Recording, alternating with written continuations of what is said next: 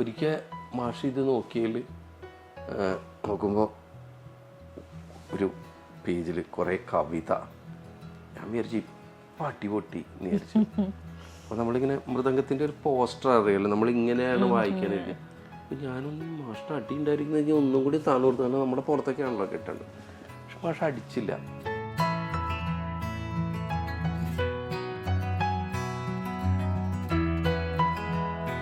YouTube title എന്ന് പറഞ്ഞിട്ട് ആ ബോൾഡായിട്ട് കിടക്കുന്ന ഇതുണ്ടല്ലോ, അതിൽ നോക്കുമ്പോൾ സിംഗറുടെ ഉണ്ടാവും, പാട്ട് മ്യൂസിക് ഡയറക്ടറുടെ ഉണ്ടാവും, നായകൻ്റെ നായികയുടെ ഗായകൻ എല്ലാവരും ഉണ്ടാവും. അതൊക്കെ വേണം, വേണ്ടാന്നല്ല. ഇതിൽ പാട്ടെഴുത്തുകാരൻ്റെ പിന്നെയും താഴേക്ക് സ്ക്രോൾ ചെയ്താലായിരിക്കും നമ്മളിങ്ങനെ അവിടെ നോക്കുമ്പോൾ singer by sung by lyric എന്ന് പറഞ്ഞിട്ട് ഉണ്ടാവുള്ളൂ. നമ്മുടെ ഇന്ന് വെറും ഇത് ഹൈലൈറ്റ് വാർത്തകൾ മാത്രം, സ്ക്രോൾസ് മാത്രം വായിക്കുന്ന, ഹെഡ്ലൈൻസ് മാത്രം നമ്മൾ വായിക്കുന്ന ഒരു കാലത്ത് ഈ താഴേക്ക് എത്ര ആൾക്കാർ സ്ക്രോൾ ചെയ്യും എന്നുള്ളതൊരു വിഷയമാണ്. ആകാശവാണി തന്നെയാണ് അങ്ങനെ ഒരു സംസ്കാരം നമുക്ക് ഉണ്ടാക്കി തന്നത്. ഇത് ഒരു എത്ര സെക്കൻഡ് വേണ്ടി വരും ഈ ക്രെഡിറ്റ്? 5 സെക്കൻഡ്. ഞാനൊരു ഇത് എവിടെയോ എഴുതിയപ്പോൾ ആരോ, എനിക്ക് തോന്നുന്നില്ല, ഇതിൻ്റെ മറുവാദമായിട്ട് FM-ൽ അതിൻ്റെ അറിയാത്തത് കൊണ്ടാണ് അങ്ങനെ എന്നൊക്കെ പറഞ്ഞിട്ട് FM, എനിക്കറിയില്ല അതിൻ്റെ കാര്യങ്ങൾ എന്താണെന്നുള്ള അറിയില്ല. അപ്പോൾ പിന്നെ ഒരാൾ ഇങ്ങനത്തെ ഒരു പോയിന്റ് ഇട്ടപ്പോൾ ഒരാൾ പറഞ്ഞു, അതൊക്കെ ഈ കാവ്യാത്മകമായിട്ട് നിങ്ങളുടെ കാലത്ത് പാട്ടുകൾ ആൾക്കാർക്ക് വേണ്ടാത്തത് കൊണ്ടാണ് എന്ന് പറഞ്ഞു. അതും സമ്മതിക്കാം. എന്നാലും എഴുതിയാളുടെ പേര് വെക്കണല്ലോ. എന്റെ കുറെ സുഹൃത്തുക്കൾ എന്തൊരു തേങ്ങേണ്ട എഴുതണം എന്നൊക്കെ ചോദിച്ചിട്ട്, ഈ പഴയ പാട്ടൊക്കെ കണ്ടില്ലേ, നീ ഈ പാട്ടെഴുത്തുകാരെന്നുണ്ട്. എൻ്റെ 1-2 സുഹൃത്തുക്കളുണ്ട് എനിക്ക്, അവരെന്നും ചോദിക്കും എന്നോട്, എന്നും അവരെൻ്റെ ക്രിട്ടിക്കാണ്. ഇതുവരെ ഒരു പാട്ടും അവർ അംഗീകരിച്ചിട്ടില്ല. ഇവനെ കൂടി സ്വീകരിക്കുക ഹേമന്തത്താൽ മെലിഞ്ഞ കുളിനീരിൻ കൈകളാൽ നിളാനദി, ഇവനായുയർത്തുക തുമ്പിക്കൈ പഞ്ചാരിക്ക് ചെവിയാട്ടിടും ആലിൻ ചോട്ടിലെ പൂരക്കാറ്റേ.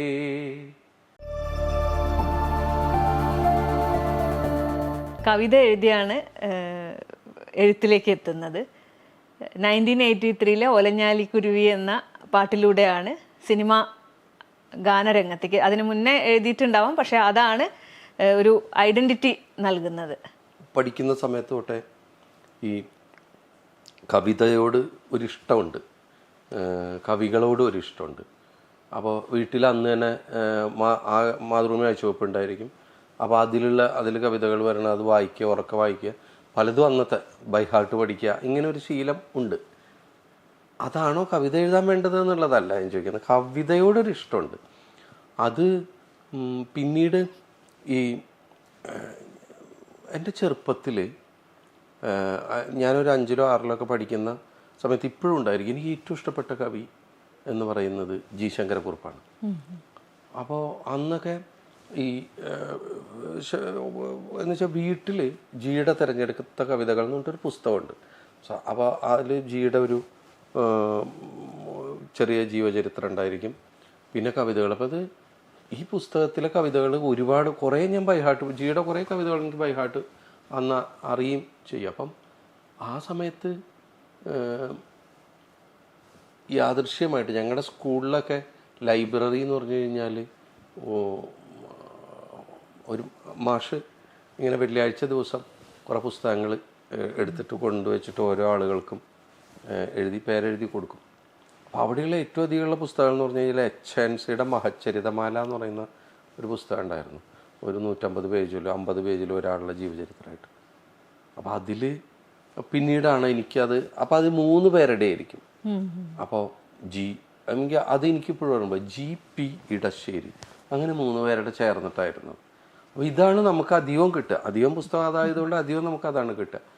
അതിലും ജി ശങ്കരക്കുറുപ്പിൻ്റെ. അപ്പം അങ്ങനെ കവിതയോടൊരു ഇഷ്ടം ആയിട്ടാണ് നമുക്ക് കവിത എഴുതി വെക്കണം എന്നുള്ള ആഗ്രഹം. നമ്മൾ അങ്ങനെ 9-ലൊക്കെ പഠിക്കുമ്പോൾ ഉള്ളതാണ് ആദ്യമായിട്ടൊരു കവിതയൊക്കെ എഴുതി അത് ഞാൻ മൃദംഗം പഠിച്ചിരുന്ന ആ സമയത്ത് EP നാരായണ പിഷാരടി, അദ്ദേഹത്തിൻ്റെ ജ്യേഷ്ഠൻ ഭാരത പിഷാരടി മാഷ് നോക്കുകയും അങ്ങനെയൊക്കെയാണ് ആ കവിത കാണിച്ച് അത് വന്ന് അങ്ങനെയാണ് കവിതയിലേക്ക് വരുന്നത്. പാട്ട് ആദ്യം പബ്ലിഷ് ചെയ്യുന്നത് അത് ആ സമയത്താണ്. പക്ഷെ എനിക്ക് തോന്നുന്നു അത് അദ്ദേഹം ഞാനെന്തോ കവിത കൊടുത്തിട്ട് ഈ ഇങ്ങനെ നമ്മൾ മൃദംഗത്തിൻ്റെ പാഠം എഴുതുന്ന പുസ്തകത്തിൽ ഇത് എഴുതി, ഞാനാണെങ്കിൽ ഈ മൃദംഗം പഠിച്ചു എന്ന് വെച്ചാൽ പ്രാക്ടീസ് ചെയ്യുക എന്ന് പറഞ്ഞാൽ ഭയങ്കര മടിയുള്ള ഒരാളായിരുന്നു. അപ്പോൾ മാഷ് വന്നു കഴിഞ്ഞാൽ നമ്മൾ പടക്കൈയൊക്കെ എഴുതിത്തരും. അപ്പോൾ നമ്മൾ പ്രാക്ടീസ് ചെയ്യാത്തതിന് ചീത്ത പറയും. ഞാൻ ലെഫ്റ്റ് ഹാൻഡായിട്ടാണ് അന്ന് മൃദംഗം പഠിച്ചിരുന്നത്. അപ്പോൾ ഈ ലെഫ്റ്റ് ഹാൻഡേഴ്സ് വളരെ കുറവാണ്. അപ്പോൾ അതുകൊണ്ട് ലെഫ്റ്റ് ഹാൻഡ് മാഷ്ക്കൊരു താല്പര്യം ഉണ്ടായിരുന്നു. പക്ഷെ താല്പര്യം ഉണ്ടായിട്ട് വരില്ല, നമ്മൾ വർക്ക് ചെയ്യണ്ടേ, നമ്മൾ വർക്ക് ചെയ്യില്ല, മടി. അച്ഛനോടൊക്കെ മാഷ് പറയും. പിന്നെ നന്നായിട്ട് ചീത്ത പറയും മാഷ് തന്നെ ഞാൻ പ്രാക്ടീസ് ചെയ്യാത്തതിന്. അവൻ ചീത്ത പേടിച്ച് ഞാൻ പോവാതെ അങ്ങനെ പോയി. ഒരു സമയത്ത് ഈ പുസ്തകത്തിൻ്റെ ഉള്ളിൽ നമ്മൾ പാഠക്കയ്യെ എഴുതി തരാനൊരു പുസ്തകമുണ്ട്. അതിലാണ് മാഷ് എഴുതി തരിക. അത് 3 പ്രാവശ്യം ആ പുസ്തകം കാണാനല്ലേ അദ്ദേഹത്തിട്ടുണ്ട്, എൻ്റെ എവിടെ മിസ്പ്ലേസ് ചെയ്തിട്ട്. അപ്പോൾ ഒരിക്കൽ മാഷ് ഇത് നോക്കുമ്പോൾ ഒരു പേജിൽ കുറേ കവിത. ഞാൻ വിചാരിച്ചു ഇപ്പം അടിപൊട്ടി എന്ന് വിചാരിച്ചു. അപ്പോൾ നമ്മളിങ്ങനെ മൃദംഗത്തിൻ്റെ ഒരു പോസ്റ്റർ അറിയാമല്ലോ, നമ്മളിങ്ങനെയാണ് വായിക്കാനില്ല. അപ്പോൾ ഞാനൊന്നും മാഷിന് അടി ഉണ്ടായിരിക്കുന്നത് കഴിഞ്ഞാൽ ഒന്നും കൂടി താന്നു കൊടുത്താണ് നമ്മുടെ പുറത്തൊക്കെയാണല്ലോ കിട്ടേണ്ടത്. പക്ഷെ മാഷ് അടിച്ചില്ല. പക്ഷെ ഇങ്ങനെ എണീക്കുക എന്നിട്ട് ആ പുസ്തകം മേടിച്ചിട്ട് കൊണ്ടുപോയിട്ട് തൊട്ടപ്പുറത്തെ വീട്ടിൽ മാഷ്ട ചേട്ടൻ ഭാരത പിഷാരടി മാഷ്, അത് യൂസഫ് അലി സാറിൻ്റെയൊക്കെ ഗുരുസ്ഥാനം ഉണ്ടെന്ന് തോന്നുന്നു. അദ്ദേഹത്തിന് അന്ന് റിട്ടയർ ചെയ്ത് അങ്ങനെ വയസ്സായി ഉള്ള സമയത്താണ്. അപ്പോൾ അദ്ദേഹത്തിൻ്റെ അടുത്ത് കൊണ്ടിട്ട് ഇങ്ങനെ ഇത് കാണിച്ചു കൊടുത്തു. ഏട്ടാ ഇതൊന്ന് നോക്കിക്കോളൂ എന്നൊക്കെ പറഞ്ഞു കൊടുത്ത് പുള്ളി നോക്കിയിട്ട് ഇങ്ങനെ. അപ്പം ഇങ്ങനെ മാഷ് പോവുകയും ചെയ്തു. ഞാനാണെങ്കിൽ പേടിച്ച് പറിച്ചിട്ട് ഇങ്ങനെ ഇരിക്കുക. 8ലാണെന്നുണ്ട്, 7-8 പഠിക്കുന്ന ആ സമയത്ത്. അപ്പം അങ്ങനെ ഇരുന്നിട്ട് ഇന്ന് നോക്കിയപ്പോൾ ഇതെന്താ പത്ര റിപ്പോർട്ടാണോ എന്ന് ചോദിച്ചു. അങ്ങനെ കേകവൃത്തം അറിയുമെന്ന് വെച്ച് ഞാൻ അറിയില്ല. പുള്ളി കേകവൃത്തം പഠിപ്പിച്ച് ആ കവിത മുഴുവൻ കേകവൃത്തത്തിലാക്കി. അത് എന്നിട്ട് പുള്ളി എവിടേക്കോ അയച്ചു കൊടുത്തു. കവിത വരികയും ചെയ്തു. പക്ഷെ അതിൽ ഞാൻ എഴുതിയ ഒരു വാക്കുണ്ടോയെന്ന് എനിക്കറിയില്ല. അപ്പം അതുകൊണ്ട് എൻ്റെയാന്ന് പറയാൻ എത്ര കണ്ട് പറ്റുന്നില്ല. അദ്ദേഹം ഫുൾ തിരുത്തിണ്ടായിരുന്നു. അദ്ദേഹം ഒരു സന്മനസ് കാണിച്ചാണ്. നമ്മളെ കേകവൃത്തം ഞാൻ ആ ക്ലാസ്സിലിരുന്ന് ഞാൻ കേകവൃത്തം പഠിക്കുകയുണ്ടായി. കേകവൃത്തത്തിൽ എഴുതാൻ ശീലിക്കുകയൊക്കെ ഉണ്ടായി. പിന്നെ അങ്ങനെ അപ്പം അന്നാണ് പബ്ലിഷ് ചെയ്തത്. പക്ഷെ പാട്ടെഴുത്ത് എന്ന് പറഞ്ഞു കഴിഞ്ഞാൽ ആകസ്മികമായിട്ട് സംഭവിച്ചൊരു കാര്യമാണ്. നമ്മളൊരു ഗ്യാങ്ങിൽ ഒരിക്കൽ ഇവിടെ ഞങ്ങളുടെ കുന്നംകുളത്തുള്ള ഒരു ഗ്യാങ്ങിൽ നമ്മുടെ കുറച്ച് സുഹൃത്തുക്കളുണ്ട്, രാജേഷ്, ഉണ്ണി നമ്പ്യാർ. അവർക്കൊക്കെ വേണ്ടി അന്ന് എഴുതേണ്ട ഒരു പാട്ട് എഴുതേണ്ട ആൾ അവൈലബിൾ അല്ലാതിരിക്കുക. അവർക്ക് റെക്കോർഡിങ് ഒരു മാപ്പിളപ്പാട്ട് ആൽബത്തിന് എഴുതി. അങ്ങനെ എൻ്റെ ഫസ്റ്റ് മൂവി എന്ന് പറയുന്നത് ബി ഉണ്ണികൃഷ്ണൻ സാറിൻ്റെ ദ ത്രില്ലറാണ്. അതിപ്പോൾ എന്നോടൊപ്പം ഇല്ലാത്ത ജയൻ എന്ന് പറയുന്ന ഞങ്ങളുടെയൊക്കെ സുഹൃത്തുണ്ട്. ആ ജയൻ സാറിൻ്റെ അസോസിയേറ്റ് ഡയറക്ടറായിരുന്നു. അങ്ങനെയാണ് അതിലേക്ക് വന്നത്. പിന്നെ അത് കഴിഞ്ഞ് ഓലഞ്ഞാലി കുരുവി, എബ്രിഷൈൻ, ഗോപി സുന്ദർ, അത് അങ്ങനെയാണ് അറിയപ്പെടുന്നത്. അതിനു മുന്നേ KSRTCയിൽ കണ്ടക്ടറായിട്ട് ജോലി ചെയ്തു. KSRTCയിൽ കണ്ടക്ടറായിട്ട് ജോലി ചെയ്തിട്ടുണ്ട്. ഞാൻ CA പഠിക്കുന്ന സമയത്ത് ഞങ്ങളെ കൂടിയിട്ടൊരു എക്സാം എഴുതാൻ ഇങ്ങനെ PSC എക്സാം എഴുതി. അത് കിട്ടിയിട്ട് എൻ്റെ ചെറിയച്ഛൻ KSRTCയിലുണ്ടായിരുന്നു. അതുമായിട്ട് ഇതിന് ബന്ധമൊന്നുമില്ല. ഞാൻ എന്നിട്ട് KSRTCയിൽ ജോലിയായിട്ട് കുറച്ചു കാലമൊക്കെ പണിയെടുത്തു. ഒരു 2-3 മാസമൊക്കെ പണിയെടുത്തു. നമ്മളൊക്കെ കേട്ടിട്ടുള്ള ഒരു കാര്യമാണല്ലോ, ഈ ഒരു 50 പൈസ ഒരു കണ്ടക്ടർ കൊടുക്കാനില്ലെങ്കിൽ ഈ 50 പൈസ അവൻ കൊണ്ടുപോയി. ഇങ്ങനെ എത്ര 50 പൈസ കൊണ്ട് എത്ര കാശുകാരനാവും എന്നുള്ളത്. ഇത് നിവർത്തികേടാണ്, 50 പൈസ കിട്ടണ്ടേ കൊടുക്കുക. അങ്ങനത്തെയൊക്കെ. അപ്പം ആ ഒരു ജോലിയിലാണ് ഞാൻ സത്യം പറഞ്ഞാൽ ആ ജോലി എന്നെ പഠിപ്പിച്ചത് എന്താണെന്ന് വെച്ച് കഴിഞ്ഞാൽ, നമ്മളിവിടെ ഇരുന്ന് സംസാരിക്കുന്നു, ഒരു ക്യാമറ ചെയ്യുന്നു, നമ്മുടെയൊക്കെ ജോലിക്ക് ഒരു സർട്ടൻ റെസ്പെക്റ്റ് ഉണ്ട്. വരുമാനമൊക്കെ ഡിഫറെൻ്റ് ആണെങ്കിലും ഞാനിപ്പോൾ ജോലിക്ക് ചെയ്യണവും ഞാനത് ബഹുമാനിക്കുന്നുണ്ട്. ഇത് നമ്മൾ പണിയെടുക്കുകയും വേണം. ഇത് കഴിഞ്ഞ് ചിലപ്പോൾ ശമ്പളവും കിട്ടാൻ ബുദ്ധിമുട്ട് കിട്ടുന്നുണ്ടാവും. എന്നാലും അത് കഴിഞ്ഞാൽ ഇത്തരം ചീത്തയും കേൾക്കേണ്ട ചില ജോലികളുണ്ട്, പലതും ഉണ്ടാവും. അതിലൊന്നാണ് KSRTC കണ്ടക്ടർ. അപ്പോൾ 3 മാസം ജോലി എടുത്തപ്പോൾ നമുക്ക് റെസ്പെക്റ്റ് എന്നുള്ള ഒരു വാക്കിൻ്റെ ഒരു ഇത് ഉള്ളിൽ നമുക്ക് അനുഭവമായിട്ട് കിട്ടിയിട്ടുണ്ട് അന്ന്. അതങ്ങനെ എനിക്ക് തോന്നാറുണ്ട്, എൻ്റെ ഒരു പേഴ്സണൽ. ഈ KSRTC ജോലി വേണ്ടെന്ന് തീരുമാനിക്കാനുള്ള കാരണം? സത്യം പറഞ്ഞാൽ എന്നെ കൊണ്ട് കൂട്ടിയാൽ കൂടാത്തതുകൊണ്ട് പിന്നെ ഇങ്ങനെ ആ സമയത്ത് വേറൊരു ജോലി കിട്ടി. അങ്ങനെ ഞാൻ വേറെയും പഠിച്ചിരുന്നു. അപ്പം അതുകൊണ്ട് വേറെ ചില വഴിക്കൊക്കെ പോകണം എന്നുള്ളത് കൊണ്ട് അങ്ങ് വിട്ടു എന്ന് തുടങ്ങി. ഞാൻ പ്രൈവറ്റ് കമ്പനിയിൽ അക്കൗണ്ട്സ് എക്സിക്യൂട്ടീവായിട്ടൊക്കെ വർക്ക് ചെയ്തിരുന്നു. പിന്നെ അന്ന് ജേർണലിസം കഴിഞ്ഞ് അങ്ങനെ എന്തെങ്കിലുമൊക്കെ നോക്കണം. അന്നൊക്കെ എഴുതിയിരുന്നോ? ഈ സമയത്തൊക്കെ ചെറിയ എഴുത്തുകളുണ്ട്, പക്ഷെ അപൂർവമായിട്ട് കവിത ഭാഷാഭൂഷണിയിലും ഒക്കെ വന്നിട്ടുണ്ട്. അത്ര തന്നെ ഉള്ളൂ. അങ്ങനെ അത്ര പാഷനേറ്റ് ആയിട്ടുള്ള ഒരു എഴുത്തുണ്ടോ എന്ന് വെച്ചാൽ അറിയില്ല. നീ ഹിമമഴയായി, ജീവാംശമായി, ഈ പാട്ടുകൾ അതിൻ്റെ വരികളും കൂടെ വന്നിട്ടാണ്. സംഗീതം ഉണ്ട്, അത് പാടിയവരുടെ കോൺട്രിബ്യൂഷൻ ഉണ്ട്, എല്ലാം ഉണ്ട്. എന്നാൽ പോലും അതിലേക്ക് ആ വരികളും കൂടെ, ഇപ്പം നീ ഹിമമഴയായി എന്നുള്ള ഒരു വരി അതിലേക്ക് ഇപ്പോൾ തനനനാന്ന് പറഞ്ഞ് അവർ പറഞ്ഞു തരുമ്പം നമ്മൾ അതിലേക്ക് ആ വരി ചേർത്തുമ്പോഴാണ് അതിനൊരു ഭംഗി വരുന്നത്. പക്ഷെ പലപ്പോഴും ഹരിയനെ പറഞ്ഞിട്ട് പലയിടത്തും കണ്ടിട്ടുണ്ട്, അംഗീകരിക്കപ്പെടുന്നില്ല.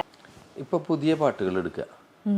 ഇപ്പം ഞാൻ സന്നിധ സംസാരിക്കുമ്പോൾ ഞാൻ പറഞ്ഞൊരു പ്രശ്നം എന്ന് പറയുന്നത്, പുതിയ പാട്ടുകൾ ഇപ്പോൾ നമ്മളിപ്പോൾ ഒരു പാട്ട് ഇറങ്ങുന്നതിന് ഇപ്പം ഗാന, സാവൻ, അങ്ങനെ പലതും ഉണ്ട്, ഇല്ല എന്നല്ല. ആദ്യം തന്നെ നമ്മൾ യൂട്യൂബിലാണല്ലോ ഇപ്പോൾ ഒരു പാട്ട് റിലീസ് ചെയ്യുന്നത്. ഇപ്പോഴത്തെ നമ്മുടെ ഒരു സിസ്റ്റം വെച്ചിട്ട് ഇപ്പോൾ ഈ CD ഒന്നും ഇല്ലല്ലോ. അപ്പം അങ്ങനെ ആകുമ്പോൾ യൂട്യൂബിൽ ഇത് പലതവണ പറഞ്ഞിട്ടുണ്ട്. എൻ്റെ ഏത് ഇൻ്റർവ്യൂ കണ്ടാലും ഈ വാചകം ഉണ്ടാവും. അപ്പോൾ സ്വാഭാവികമായിട്ടും ഇനിയും പറയാം. അതാണ്. അപ്പോൾ ഈ യൂട്യൂബ് ടൈറ്റിൽ എന്ന് പറഞ്ഞിട്ട് ആ ബോൾഡായിട്ട് കിടക്കുന്ന ഇതുണ്ടല്ലോ, അതിൽ നോക്കുമ്പോൾ സിംഗറുടെ ഉണ്ടാവും, പാട്ട് മ്യൂസിക് ഡയറക്ടറുടെ ഉണ്ടാവും, നായകൻ്റെ നായികയുടെ ഗായികൻ എല്ലാവരും ഉണ്ടാവും. അതൊക്കെ വേണം, വേണ്ടാന്നല്ല. ഇതിൽ പാട്ടെഴുത്തുകാരൻ്റെ പിന്നെയും താഴേക്ക് സ്ക്രോൾ ചെയ്താലായിരിക്കും നമ്മളിങ്ങനെ അവിടെ നോക്കുമ്പോൾ singer by, sung by, lyric എന്ന് പറഞ്ഞിട്ട് ഉണ്ടാവുള്ളൂ. നമ്മുടെ ഇന്ന് വെറും ഈ ഇത് ഹൈലൈറ്റ് വാർത്തകൾ മാത്രം, സ്ക്രോൾസ് മാത്രം വായിക്കുന്ന, ഹെഡ്ലൈൻസ് മാത്രം നമ്മൾ വായിക്കുന്ന ഒരു കാലത്ത് ഈ താഴേക്ക് എത്ര ആൾക്കാർ സ്ക്രോൾ ചെയ്യും എന്നുള്ളതൊരു വിഷയമാണ്. അത് ടൈറ്റിൽ വരണ്ടേ. അപ്പോൾ അന്ന് പലരോടും ചോദിച്ചു കഴിഞ്ഞാൽ അതൊരു ടെക്നിക്ക്. ആരും വേണ്ടാന്ന് വെച്ചിട്ടൊന്നുമല്ല, ഇത് 100 ഡിജിറ്റിനപ്പുറം ഇത് പറ്റില്ല എന്നാണ് പറയുന്നത്. അപ്പോൾ ഈ അക്ഷരം ഉപയോഗിക്കുന്നവൻ അക്ഷരത്തിൻ്റെ കണക്ക് വെച്ചിട്ട് ഇതിൻ്റെ പുറത്താവുകയാണ് ചെയ്യാന്നുള്ളൊരു രസം. അപ്പം ഇത് പറയാറുണ്ട്. ഇപ്പം ഞങ്ങളൊരു കൂട്ടായ്മ ഉണ്ട്, ഇവിടെയുള്ള ആക്റ്റീവായിട്ടുള്ള ഒരു കുറേ ലിറിസിസ്റ്റുമാരുള്ള ഒരു കൂട്ടായ്മയുണ്ട്. വാട്സപ്പ് കൂട്ടായ്മയാണ് രചന എന്ന് പറഞ്ഞിട്ട്. അപ്പോൾ ഇവിടെ എഴുതുന്ന എല്ലാവരും അതിലുണ്ട്. അപ്പം അതിൽ ഞങ്ങൾ പരസ്പരം പറയാറുണ്ട്. അപ്പോൾ പിന്നെ ഇത് പറഞ്ഞ് ഒരുപക്ഷെ അത് അങ്ങനെ ഒരു മാറ്റം വരികയാണെങ്കിൽ നല്ലതാണല്ലോ. എന്തെങ്കിലും മാറ്റങ്ങൾ അതിൽ കാണുന്നുണ്ട്. ആളുകളൊക്കെ ഇപ്പോൾ അൻവർക്കൊക്കെ പറയാറുണ്ട്, അൻവർക്ക് കൃത്യമായിട്ട് ഇൻസിസ്റ്റ് ചെയ്യാറുണ്ട്. അപ്പോൾ അതുകൊണ്ട് തന്നെ ഇതിൽ പറയാറുണ്ട്. എന്നോട് ഈ ചോദ്യം ചോദിച്ചാൽ എനിക്കൊരു എൻ്റെ ഒരു സ്വഭാവം വെച്ചിട്ട് ശരിയല്ല എന്ന് തോന്നാറുണ്ട്. ഭയങ്കരമായിട്ട് ഇൻഫ്ലുവൻസ് ചെയ്യപ്പെടുന്ന ഒരു ആളാണെന്ന് തോന്നാറുണ്ട്. നമ്മൾ സുഹൃത്തുക്കളൊക്കെ വന്ന് എന്തെങ്കിലും പറഞ്ഞു കഴിഞ്ഞപ്പം 1-2 പ്രാവശ്യമൊക്കെ ഞാനിത് പറയും, പിന്നെ പറഞ്ഞില്ലെങ്കിൽ എന്തെങ്കിലും ആവട്ടെ എന്നൊക്കെ വിചാരിക്കുന്നൊരു കുഴപ്പമുണ്ട്. അങ്ങനെ ആവാൻ പാടില്ല. അപ്പോൾ അതുകൊണ്ട് തന്നെ എൻ്റെയൊക്കെ എല്ലാ ടൈറ്റിലും വന്നിട്ടുണ്ടോയെന്നറിയില്ല, പക്ഷെ എല്ലാവരും പറയുന്നുണ്ട് അത് ചെയ്യേണ്ടതാണ്. ഇതൊക്കെ ഒരുപാട് ഇപ്പോൾ FM-കളിലൊക്കെ എത്ര എണ്ണത്തിൽ ക്രെഡിറ്റ് പറയുന്നുണ്ട്. അത് ലിറിസിസ്റ്റുമാരുടെ എന്നല്ല, ആരുടെയും പറയുന്നില്ല. അതാണ് പണ്ട് എനിക്ക് തോന്നുന്നു, ഇപ്പം നമ്മൾ പറയുന്നു വയലാറിൻ്റെ ഭാസ്കരൻ മാഷ്, പിന്നെ ശ്രീകുമാരൻ തമ്പി, പിന്നെ യൂസഫ് അലി കച്ചേരി, അങ്ങനെ എല്ലാവരും എഴുതിയ വരികൾ നമ്മൾ എന്താ പറയുക കാലാതീതമായി നിൽക്കുന്നു, കാവ്യാത്മകമായതുകൊണ്ടാണ് എന്നൊക്കെ പറയുമ്പോഴും ഞാൻ എപ്പോഴും ഓർത്തിട്ടുള്ള ഒരു കാര്യം, അത് ശരിയാണ്, കാവ്യാത്മകതയൊക്കെ ഉണ്ടൊക്കെ ആണെങ്കിലും അതിന്നും അവരാണ് എഴുതിയതെന്ന് മനസ്സിൽ വരുന്നതിൻ്റെ ഒരു കാരണം ആകാശവാണിയായിട്ട് ഒരു സംശയമില്ല. ആകാശവാണി തന്നെയാണ് അങ്ങനെ ഒരു സംസ്കാരം നമുക്ക് ഉണ്ടാക്കി തന്നത്. ഇത് ഒരു എത്ര സെക്കൻഡ് വേണ്ടി വരും ഈ ക്രെഡിറ്റ്? 5 സെക്കൻഡ്. ഞാനൊരു ഇത് എവിടെയോ എഴുതിയപ്പോൾ ആരോ, എനിക്ക് തോന്നുന്നില്ല, ഇതിൻ്റെ മറുവാദമായിട്ട് FM-ൽ അതിൻ്റെ അറിയാത്തതുകൊണ്ടാണ് അങ്ങനെ എന്നൊക്കെ പറഞ്ഞിട്ട് FM, എനിക്കറിയില്ല അതിൻ്റെ കാര്യങ്ങൾ എന്താണെന്നുള്ള അറിയില്ല. അപ്പോൾ പിന്നെ ഒരാള് ഇങ്ങനത്തെ ഒരു പോയിന്റ് ഇട്ടപ്പോൾ ഒരാൾ പറഞ്ഞു, അതൊക്കെ ഈ കാവ്യാത്മകമായിട്ട് നിങ്ങളുടെ കാലത്ത് പാട്ടുകൾ ആൾക്കാർക്ക് വേണ്ടാത്തത് കൊണ്ടാണ് എന്ന് പറഞ്ഞു. അതും സമ്മതിക്കാം. എന്നാലും എഴുതിയാളുടെ പേര് വെക്കണല്ലോ. അതെ അതെ അതെ, വേണ്ടാത്തതാണെങ്കിലും അതൊരാൾ എഴുതിയിട്ടുണ്ടല്ലോ. ആകാശവാണി ഉണ്ടായിരുന്ന സമയത്ത് അവർ കൃത്യമായിട്ട് വയലാർ എഴുതി, ദേവരാജൻ സംഗീതം നൽകി, യേശുദാസ് പാടിയത് എന്ന് പറയുമ്പോൾ അത് നമ്മുടെ മനസ്സ് പതിയ. ഞാനൊക്കെ ചെറുപ്പത്തിലൊക്കെ അത് കേട്ടിട്ടാണ് ഈ പാട്ട് ഇന്നാളതാണ് എനിക്ക് തോന്നുന്നു. ഒരു ശ്യാം സംഗീതം കൊടുത്ത ആ കാലത്തും പൂവച്ചൽ ഖാദർ ഒക്കെ എഴുതിയ കാലത്തും പിന്നെയും കേട്ടിരുന്നു. പിന്നീട് ഇങ്ങോട്ടാണ് ഒട്ടും ഇല്ലാതായി പോയത്. ആകാശവാണി നമ്മൾ കേൾക്കാതെ ആവുന്നു, അറിയാതെ പോകുന്നു. അതിനുള്ളൊരു എങ്ങനെയാണ് അതിനെ ഈ എഴുത്തുകാർ അതിജീവിച്ചു പോരുന്നത്? ഇപ്പം എന്താ വെച്ചാൽ നമുക്ക് ഏറ്റവും വലിയൊരു കാര്യം, ഏറ്റവും വലിയൊരു ഗുണം കുറച്ച് ആൾക്കാരെങ്കിലും അറിയിക്കാൻ, അത്രേ ഞാൻ പറയുന്നുള്ളൂ. എൻ്റെ പാട്ട് ഇറങ്ങിയിട്ടുണ്ട് എന്ന് പറയാനുള്ളൊരു സോഷ്യൽ മീഡിയ നമുക്കുണ്ട്. അപ്പം എൻ്റെ ഇങ്ങനെ ഒരു പാട്ട് എഴുതിയിട്ടുണ്ടെന്നൊരു ലിറിസിസ്റ്റിന് പറയാം. അത് ഈ പറയുന്നപ്പം നമുക്ക് വേണമെങ്കിൽ വാട്സപ്പ് കൂടെ അയച്ചു കൊടുക്കാം, അല്ലെങ്കിൽ എൻ്റെ FBയിൽ നമുക്ക് ചെയ്യാം, ഇൻസ്റ്റയിൽ ചെയ്യാം. ഇതൊക്കെയാണ് ഒരു വഴി. പിന്നെ രണ്ടാമത്തെ വഴി, നേരത്തെ നമ്മൾ പറയുമ്പോഴേ ഇപ്പോൾ ഈ ടൈറ്റിൽ എന്ന് പറഞ്ഞാൽ ചെറിയൊരു കാര്യമല്ലേ എന്ന് ചോദിക്കും. പക്ഷെ ഞാനത് 2-3 സ്ഥലത്ത് വളരെ സ്ട്രോങ് ആയിട്ട് പറഞ്ഞിട്ട് അതിൻ്റെ മുകളിൽ ക്രെഡിറ്റ് വെക്കണം, എൻ്റെ പേര് ടൈറ്റിൽ വെക്കണം എന്ന് പറഞ്ഞിട്ട്. ടൈറ്റിൽ നമ്മുടെ പേരുണ്ടെങ്കിൽ ആ പാട്ട് ഹിറ്റാവുന്ന ഒരു പാട്ടാണെങ്കിൽ നമുക്ക് നേരത്തെ തന്നെ വിളി വരും, അല്ലെങ്കിൽ ബന്ധപ്പെട്ട ആളുകളുടെ. മറ്റത് ഏറ്റവും അവസാനമായിരിക്കും നമുക്ക് വിളിയെത്തുന്നത്. കാരണം ഇത് ആദ്യം കാണുന്നത് ഈ ടൈറ്റിലല്ലേ എല്ലാവരും, ഞാനായാലും നിങ്ങളായാലും ഒക്കെ. പിന്നെ ഇങ്ങനെ താഴെ എടുത്തിട്ട് നോക്കിയിട്ട് വേണ്ടേ. അപ്പോൾ എനിക്ക് തോന്നുന്നത് ഇതിനെ അതിജീവിക്കുക എങ്ങനെയാണെന്ന് വെച്ചാൽ, ഇപ്പം ഇതില്ലെങ്കിലും പാട്ടുകളുണ്ടാവും. എഴുതിയ ആൾ, മറ്റേത് വർക്ക് ചെയ്ത ആളുകൾക്ക് അറിയാം, ആളുകൾക്ക് പാട്ട് കിട്ടുന്നുണ്ട്, അറിയുന്നുണ്ട്. പക്ഷേ ഈ പറയുന്ന പൊതുജനം അറിയാൻ കുറച്ചുകൂടി താമസിക്കും എന്നുള്ളൂ, അത്ര. അല്ലെങ്കിൽ ലിസണേഴ്സ് അത് അത്രയും ക്രൂഷ്യലായിട്ട്, അത്രയും ഇതായിട്ട് നന്നായിട്ട് വാച്ച് ചെയ്യുന്നവർക്കൊക്കെ അത് അറിയാൻ പറ്റും. അത് സംശയമൊന്നുമില്ല. സമയമെടുക്കുന്നുണ്ടാവും. ഞാനൊക്കെ എനിക്ക് ഇപ്പോഴും തോന്നുന്നു, അന്ന് അതങ്ങനെ കേട്ട് ശീലിച്ചതുകൊണ്ടാവും. ഇപ്പോഴും ഒരു പാട്ട് കേട്ട് കഴിഞ്ഞാൽ ഇപ്പം നമുക്ക് പോയി സെർച്ച് ചെയ്യാനുള്ള ഓപ്ഷൻ ഉള്ളതുകൊണ്ട് വേഗം പോയി സെർച്ച് ചെയ്യും, ഇത് ആരെഴുതിയ വരിയാണ്. ആ ഒരു ഇതുണ്ട്. എനിക്ക് തോന്നുന്നു ഇപ്പോഴത്തെ ഒരു തലമുറേന്റെ പ്രശ്നം കൂടെ ഉണ്ടാവുമായിരിക്കും. ഇപ്പോഴും ഇപ്പോഴത്തെ കുട്ടികളും താല്പര്യമുള്ളവരത് സെർച്ച് ചെയ്യുന്നുണ്ടായിരിക്കും. ഇവിടെ പ്രശ്നം വരുന്നത് എന്താണെന്ന് വെച്ചാൽ, അത് സെർച്ച് എന്ന് പറഞ്ഞ വേർഡാണ്. അത് താല്പര്യമുള്ള ആൾക്ക് സെർച്ച് ചെയ്യണം. താല്പര്യമില്ലാത്ത മറ്റത് ആകാശവാണിയിൽ കേൾക്കുമ്പോൾ ഇത് താല്പര്യമില്ലാത്ത ആളുടെയും ചെവിയിലേക്ക് എത്തിയിരുന്നു. മറ്റതൊരു വീഡിയോ നമ്മൾ കാണുമ്പോൾ താല്പര്യമുള്ള ആൾക്ക് സെർച്ച് ചെയ്ത് കണ്ടുപിടിക്കണം എന്നുള്ള അതാണ് അതിന്റെ വ്യത്യാസം. അതെ അതെ അതെ. പിന്നെ ഈ പറയുന്നുണ്ടല്ലോ, ഇപ്പൊ കാവ്യാത്മകതന്റെ ഒരു കാര്യം പറയുന്നുണ്ടല്ലോ, പഴയ വരികൾക്ക് കാവ്യാത്മകത ഉള്ളതായിരുന്നു, ഇപ്പോഴത്തത് അങ്ങനെയല്ല എന്നൊക്കെ. അത് അന്ന് പക്ഷെ പാട്ട് എഴുതിയിട്ടും സംഗീതം കൊടുക്കുക എന്നുള്ളൊരു രീതിയായിരുന്നു. ഇന്നിപ്പം മ്യൂസിക് ഇട്ട ശേഷം നമ്മൾ അതിനൊപ്പിച്ച് വരും. അതുകൊണ്ട് സംഭവിച്ചതാണോ ആ ഒരു കാവ്യാത്മകത അങ്ങനെ നഷ്ടമാവുന്നതാണോ, അല്ലെങ്കിൽ അത് കാലത്തിനനുസരിച്ചിട്ടുള്ള ഒരു? പക്ഷെ ഈ പോയറ്റിക് ആവൽ നമ്മൾ ഉദ്ദേശിക്കുന്നത്, നമ്മളിപ്പോൾ കവിത എടുക്കുക, നമ്മുടെ ഇവിടെ എഴുതപ്പെടുന്ന കവിതകൾ എടുക്കുക. ഈ കവിതയിൽ ഇപ്പോൾ മാറ്റം വന്നിട്ടില്ലേ? ഇപ്പോൾ 60കളിലെ കവിതയായിരിക്കില്ല 70കളിലെ കവിത, 70കളിലെ കവിതയായിരിക്കില്ല 80കളിലെ കവിതകൾ വരുമ്പോൾ അതിൽ മാറ്റം വരുന്നുണ്ട്. അത് ഓരോന്നായിരിക്കും. 80ൽ നിന്ന് കവിത 90കളിലേക്ക് എത്തുമ്പോൾ അത് മാറുന്നു. അത് 2000 ആകുമ്പോൾ 2000 അങ്ങനെ കവിതയിൽ നമ്മുടെ ഭാഷയിൽ തന്നെ നമ്മൾ മാറ്റം വരണ പോലെ നമ്മുടെ കവിതയിൽ മാറ്റം വന്നിട്ടുണ്ട്, സിനിമയിൽ മാറ്റം വന്നിട്ടുണ്ട്. സിനിമയുടെ ഇതിൽ ഈ സംഭാഷണത്തിൽ മാറ്റം വന്നിട്ട് ഉണ്ട്. അപ്പോൾ അങ്ങനെ മാറ്റം വരുന്നതിനനുസരിച്ച് ഞാനത് നല്ലതോ ചീത്തയോ എന്നല്ല കേട്ടോ, ആ ഇതിലല്ല പറയണത്. അങ്ങനെ മാറ്റം പാട്ടുകളിലും തീർച്ചയായിട്ടും വന്നിട്ടുണ്ടാവും. അപ്പം ആ കവിതയുടെ, ആ പാട്ടിൽ വരുന്ന കവിതയുടെ സ്വഭാവം മാറിയിട്ടുണ്ടാവും. അങ്ങനെ ഇതൊരു ജനപ്രിയ കലയല്ലേ. അപ്പൊ അതിന്റെ ഭാവുകത്വങ്ങൾ മാറുന്നതിനനുസരിച്ച് അതിങ്ങനെ മാറി മാറി വരുമല്ലോ. അതെ അതെ. അത് ഞാൻ പറയുന്നത് രണ്ടും കമ്പയർ ചെയ്യല്ല ചെയ്യുന്നത്. അപ്പോൾ അത് മാറി ഇങ്ങനെ വരികയാണ്. അപ്പോൾ ആ കവിത എന്ന് പറയുന്നതിൻ്റെ നമ്മൾ ഉപയോഗിക്കുന്ന ഈ കാവ്യാത്മകത എന്ന് പറയുന്ന വാക്കിൻ്റെ ഡെഫനിഷൻ ഇങ്ങനെ ഓരോ കാലത്തിനനുസരിച്ച് മാറിക്കൊണ്ടിരിക്കുകയാണ്.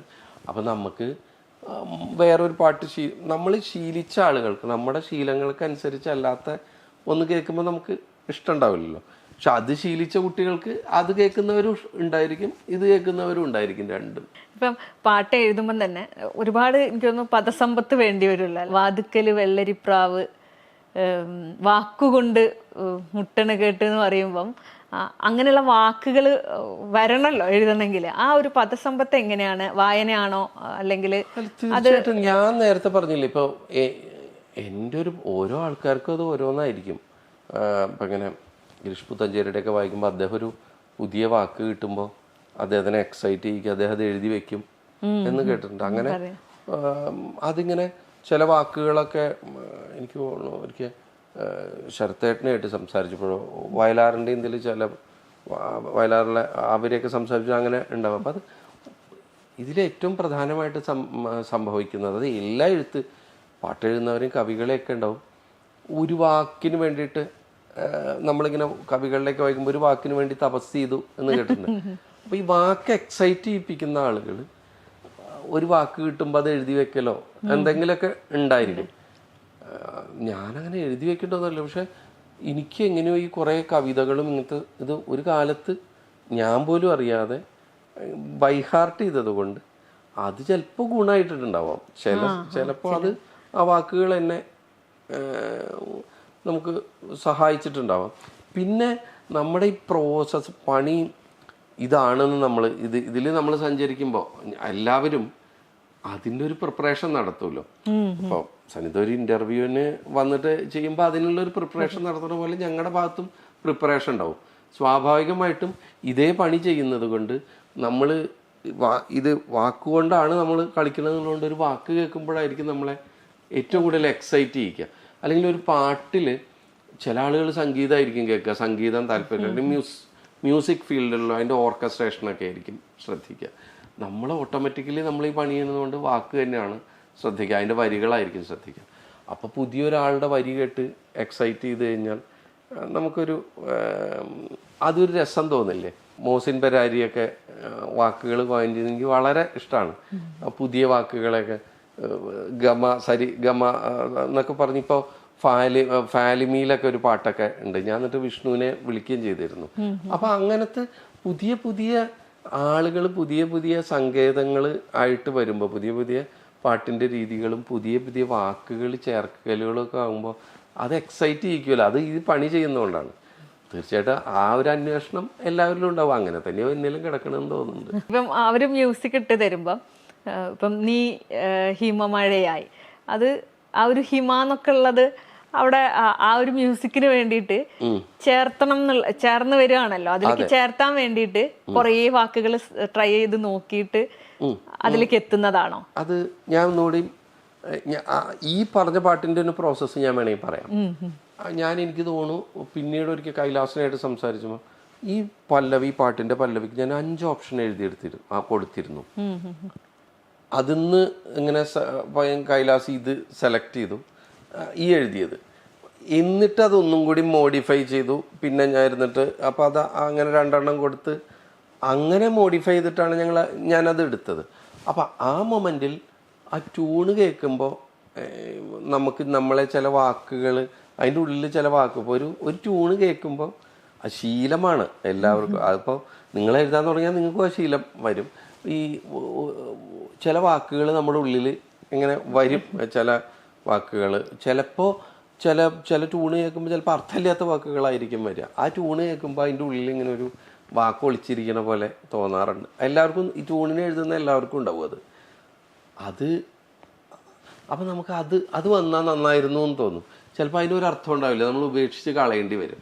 അപ്പം പിന്നെ ഡെഫിനറ്റ്ലി സിറ്റുവേഷനും നമ്മുടെ ഉള്ളിലുണ്ടാവുമല്ലോ.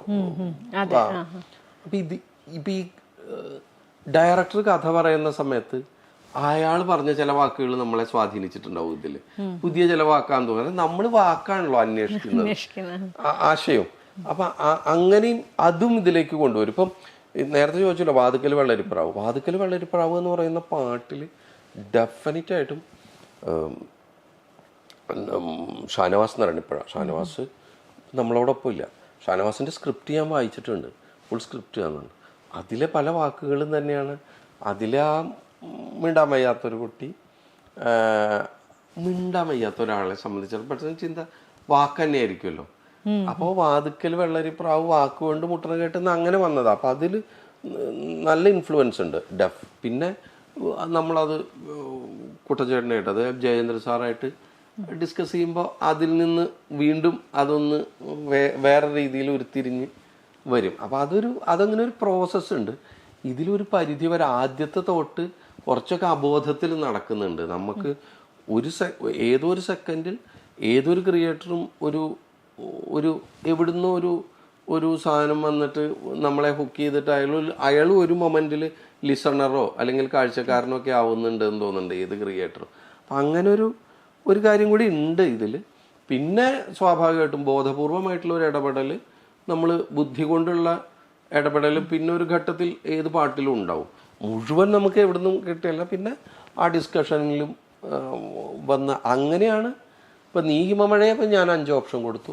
അതിലൊന്നിൽ നീ ഹിമമഴയായി വരൂ, ഹൃദയം മണിവിരലാൽ തൊടു എന്നുള്ളത് ഉണ്ടായിരുന്നു. അതുണ്ട്. അത് അണിവിരൽ എങ്ങനെയോ നമ്മുടെ ബോധത്തിൽ നിന്ന് തന്നെയാണ്. നമ്മൾ സബ് കോൺഷ്യസ് മൈൻഡിൽ നമ്മുടെ അവിടെ ഫീഡ് ചെയ്ത് അതിനെ കുറച്ച് മുമ്പേ ഇട്ടൊരു വാക്കായിരിക്കും ഈ അണിവിരൽ എന്നൊക്കെ. മോതിരവിരൽ എന്ന് പറഞ്ഞൊരു അർത്ഥമുണ്ട്. അണിവിരൽ എന്ന് പറഞ്ഞാൽ ഭംഗിയുള്ള വിരൽ എന്നാണ്. ആ സമയത്ത് ചിലർ ചോദിച്ചിരുന്നു. അപ്പം ഇതെങ്ങനെയോ അങ്ങോട്ട് ആ സമയത്ത് വരണതാണ്. പിന്നെ അത് മോഡിഫൈ ചെയ്യപ്പെടുന്നുമുണ്ട് മ്യൂസിക്കിനനുസരിച്ചോ അതിനൊരു കൺസെപ്റ്റിനനുസരിച്ചോ ഒക്കെ. അപ്പോൾ പക്ഷെ ആദ്യത്തെ പോയിന്റിൽ എവിടെയോ ഒരു അബോധമാണ് പ്രവർത്തിക്കുന്നത്, നമ്മുടെ അവിടെയോ കിടക്കുന്ന ഒരു വരികൾ വിമർശിക്കപ്പെടാറുണ്ടോ? എൻ്റെ കുറെ സുഹൃത്തുക്കൾ എന്തൊരു തേങ്ങേണ്ട എഴുതണമെന്നൊക്കെ ചോദിച്ചിട്ട് ഈ പഴയ പാട്ടൊക്കെ ഉണ്ടല്ലേ, നീക്ക് പാട്ട് എഴുത്തുകാരെന്നുണ്ട്. എൻ്റെ 1-2 സുഹൃത്തുക്കളുണ്ട് എനിക്ക്. അവരെന്നും ചോദിക്കും എന്നോട്, എന്നും അവരെൻ്റെ ക്രിട്ടിക്കാണ്. ഇതുവരെ ഒരു പാട്ടും അവര് അംഗീകരിച്ചിട്ടില്ല. അപ്പോൾ സ്വാഭാവികമായിട്ട് ആ ക്രിറ്റിസിസം ഉണ്ട്, എന്താണ് എഴുതണം എന്നൊക്കെ പറഞ്ഞ്. പിന്നെ ഇത് ഈ പറഞ്ഞ പോലെ ഇതൊരു മൊമെന്റിലാണ് സംഭവിക്കുന്നത്. ചില സമയത്ത് ഈ പാട്ടിൽ റീതിങ്കിങ് ഉണ്ടാവില്ല. പിന്നെ ചില സമയത്ത് 2 വാക്ക്. അപ്പം അങ്ങനെ തെറ്റുകൾ പറ്റാത്ത ഇതൊന്നുമല്ല. അപ്പം അങ്ങനത്തെ വിമർശനം ഉണ്ടാവും. പല രീതിയിലും വിമർശനം ഉണ്ടാകും. നമ്മളെ തീർച്ചയായിട്ടും വിമർശനത്തിന് നമ്മൾ കൺസിഡർ തന്നെ വേണം ആരോഗ്യകരമായിട്ട്. പിന്നെ സംഭവിക്കുന്ന ഒരു കാര്യം എന്താണെന്ന് വെച്ചാൽ ചില സമയത്ത് നമുക്ക് ചില ഘട്ടത്തിൽ നമുക്ക് പറ്റാത്ത രീതിയിലും വന്നിട്ടുണ്ടാവും. അത് കയ്യിൽ നിന്ന് പോയി ആ ഒരു മൊമെന്റിൽ. ചിലപ്പോൾ ഈ സമയത്തിലൊക്കെ ഒരു ഇതായുണ്ട്. ചില സമയത്ത് പെട്ടെന്ന് ഒരു പാട്ട് വേണ്ട സമയത്ത് നമ്മൾ എഴുതി രണ്ടാമത് ചിന്തിക്കാൻ ഒരു സമയമില്ലാത്ത സമയത്തും ഇത് സംഭവിക്കും. പിന്നെ ഒരിക്കൽ എന്നോട് എനിക്കങ്ങനെ കുറേ വിമർശനങ്ങളൊക്കെ ഉണ്ടാവും. ഞാൻ പിന്നെ കുറേയൊക്കെ ആൾക്കാർ പറഞ്ഞു ചില വാക്കുകൾ എൻ്റെ പാട്ടിൽ റിപ്പീറ്റ് ചെയ്യുന്നു. അത് ചില സമയത്ത് എനിക്കും തോന്നാറുണ്ട്. ചില വാക്കുകളോട് ചില സമയത്ത് ഭയങ്കര പ്രണയം വരും. അപ്പോൾ നമ്മൾ 1-2 സ്ഥലത്തൊക്കെ റിപ്പീറ്റ് ചെയ്യും. അത് ചില ആൾക്കാർ കണ്ടുപിടിക്കുകയും ചെയ്യും. എന്നാലും നമുക്ക് പ്രണയം പോകില്ല. അപ്പോഴും ഒരു 2-3 ഈ ചില സ്ഥലത്തൊക്കെ പിന്നെ നമ്മളത് മനസ്സിലായ ചിലപ്പോൾ ഒഴിവാക്കും. ചില അങ്ങനെ റിപ്പീറ്റ് ചെയ്യണ വാക്കുകൾ ചിലപ്പോൾ നമുക്ക് ഒഴിവാക്കാനും പറ്റാത്തതും വരും കേട്ടോ. നമ്മൾ അബോധത്തിലും എവിടെ പല്ലവിയിലൊക്കെ നമ്മൾ ശ്രദ്ധിച്ച് ചിലപ്പോൾ അനുപല്ലവിയിലൊക്കെ ഇങ്ങനെ ഒന്ന് കുടുങ്ങുകയും ചെയ്യും. അതും ഒരു വിഷയമാണ്, മാറ്റേണ്ടത് തന്നെയാണ്. പിന്നെ ചില വാക്കുകളൊക്കെ ഇപ്പം നമ്മളിപ്പോൾ ചിരി എന്ന് പറയുന്ന ഒരു വാക്ക് ആ ഒരു കൺസെപ്റ്റായിട്ട് എഴുതണം എന്ന് വിചാരിക്കുക. നമ്മൾ മന്ദഹാസം, സ്മിതം എന്നൊക്കെ നമ്മൾ വിചാരിക്കും. ഞാനും കുറേ ചിരി എഴുതിയതാണ്, ഇനി അത് ഉപയോഗിക്കേണ്ടെന്ന് പറഞ്ഞാൽ ആ സംവിധായകൻ്റെ ആണ് ആ പാട്ടേ. അപ്പോൾ സംവിധായകനവിടെ ഹാസം എന്ന് പറഞ്ഞു കഴിഞ്ഞാൽ, മന്ദഹാസം എന്ന് പറഞ്ഞു കഴിഞ്ഞാൽ കമ്മ്യൂണിക്കേറ്റ് ചെയ്യണില്ല എന്ന് പറഞ്ഞാൽ കഴിഞ്ഞല്ലോ. അത് ഒരു ഗിവ് ആൻഡ് ടേക്ക് ഉള്ള ഒരു സംഘകലയാണ്. നമ്മളിപ്പോൾ ഒരു നല്ല പാട്ടാകുമ്പോൾ നീ ഹിമമഴയായി എന്ന് പറയുമ്പോൾ ഒരു ലിറിസിസ്റ്റിനോട് പറയണമെന്ന് പറഞ്ഞ പോലെ ഇതെല്ലാവരുടെയും കൂടി ഒരു കൂട്ടായ്മയിൽ നിന്നാണല്ലോ. സംവിധായകൻ ഡെഫിനറ്റ്ലി സംഗീത സംവിധായകനുണ്ട്, അതിലപ്പുറത്ത് തിരക്കഥാകൃത്തും ഉണ്ടല്ലോ.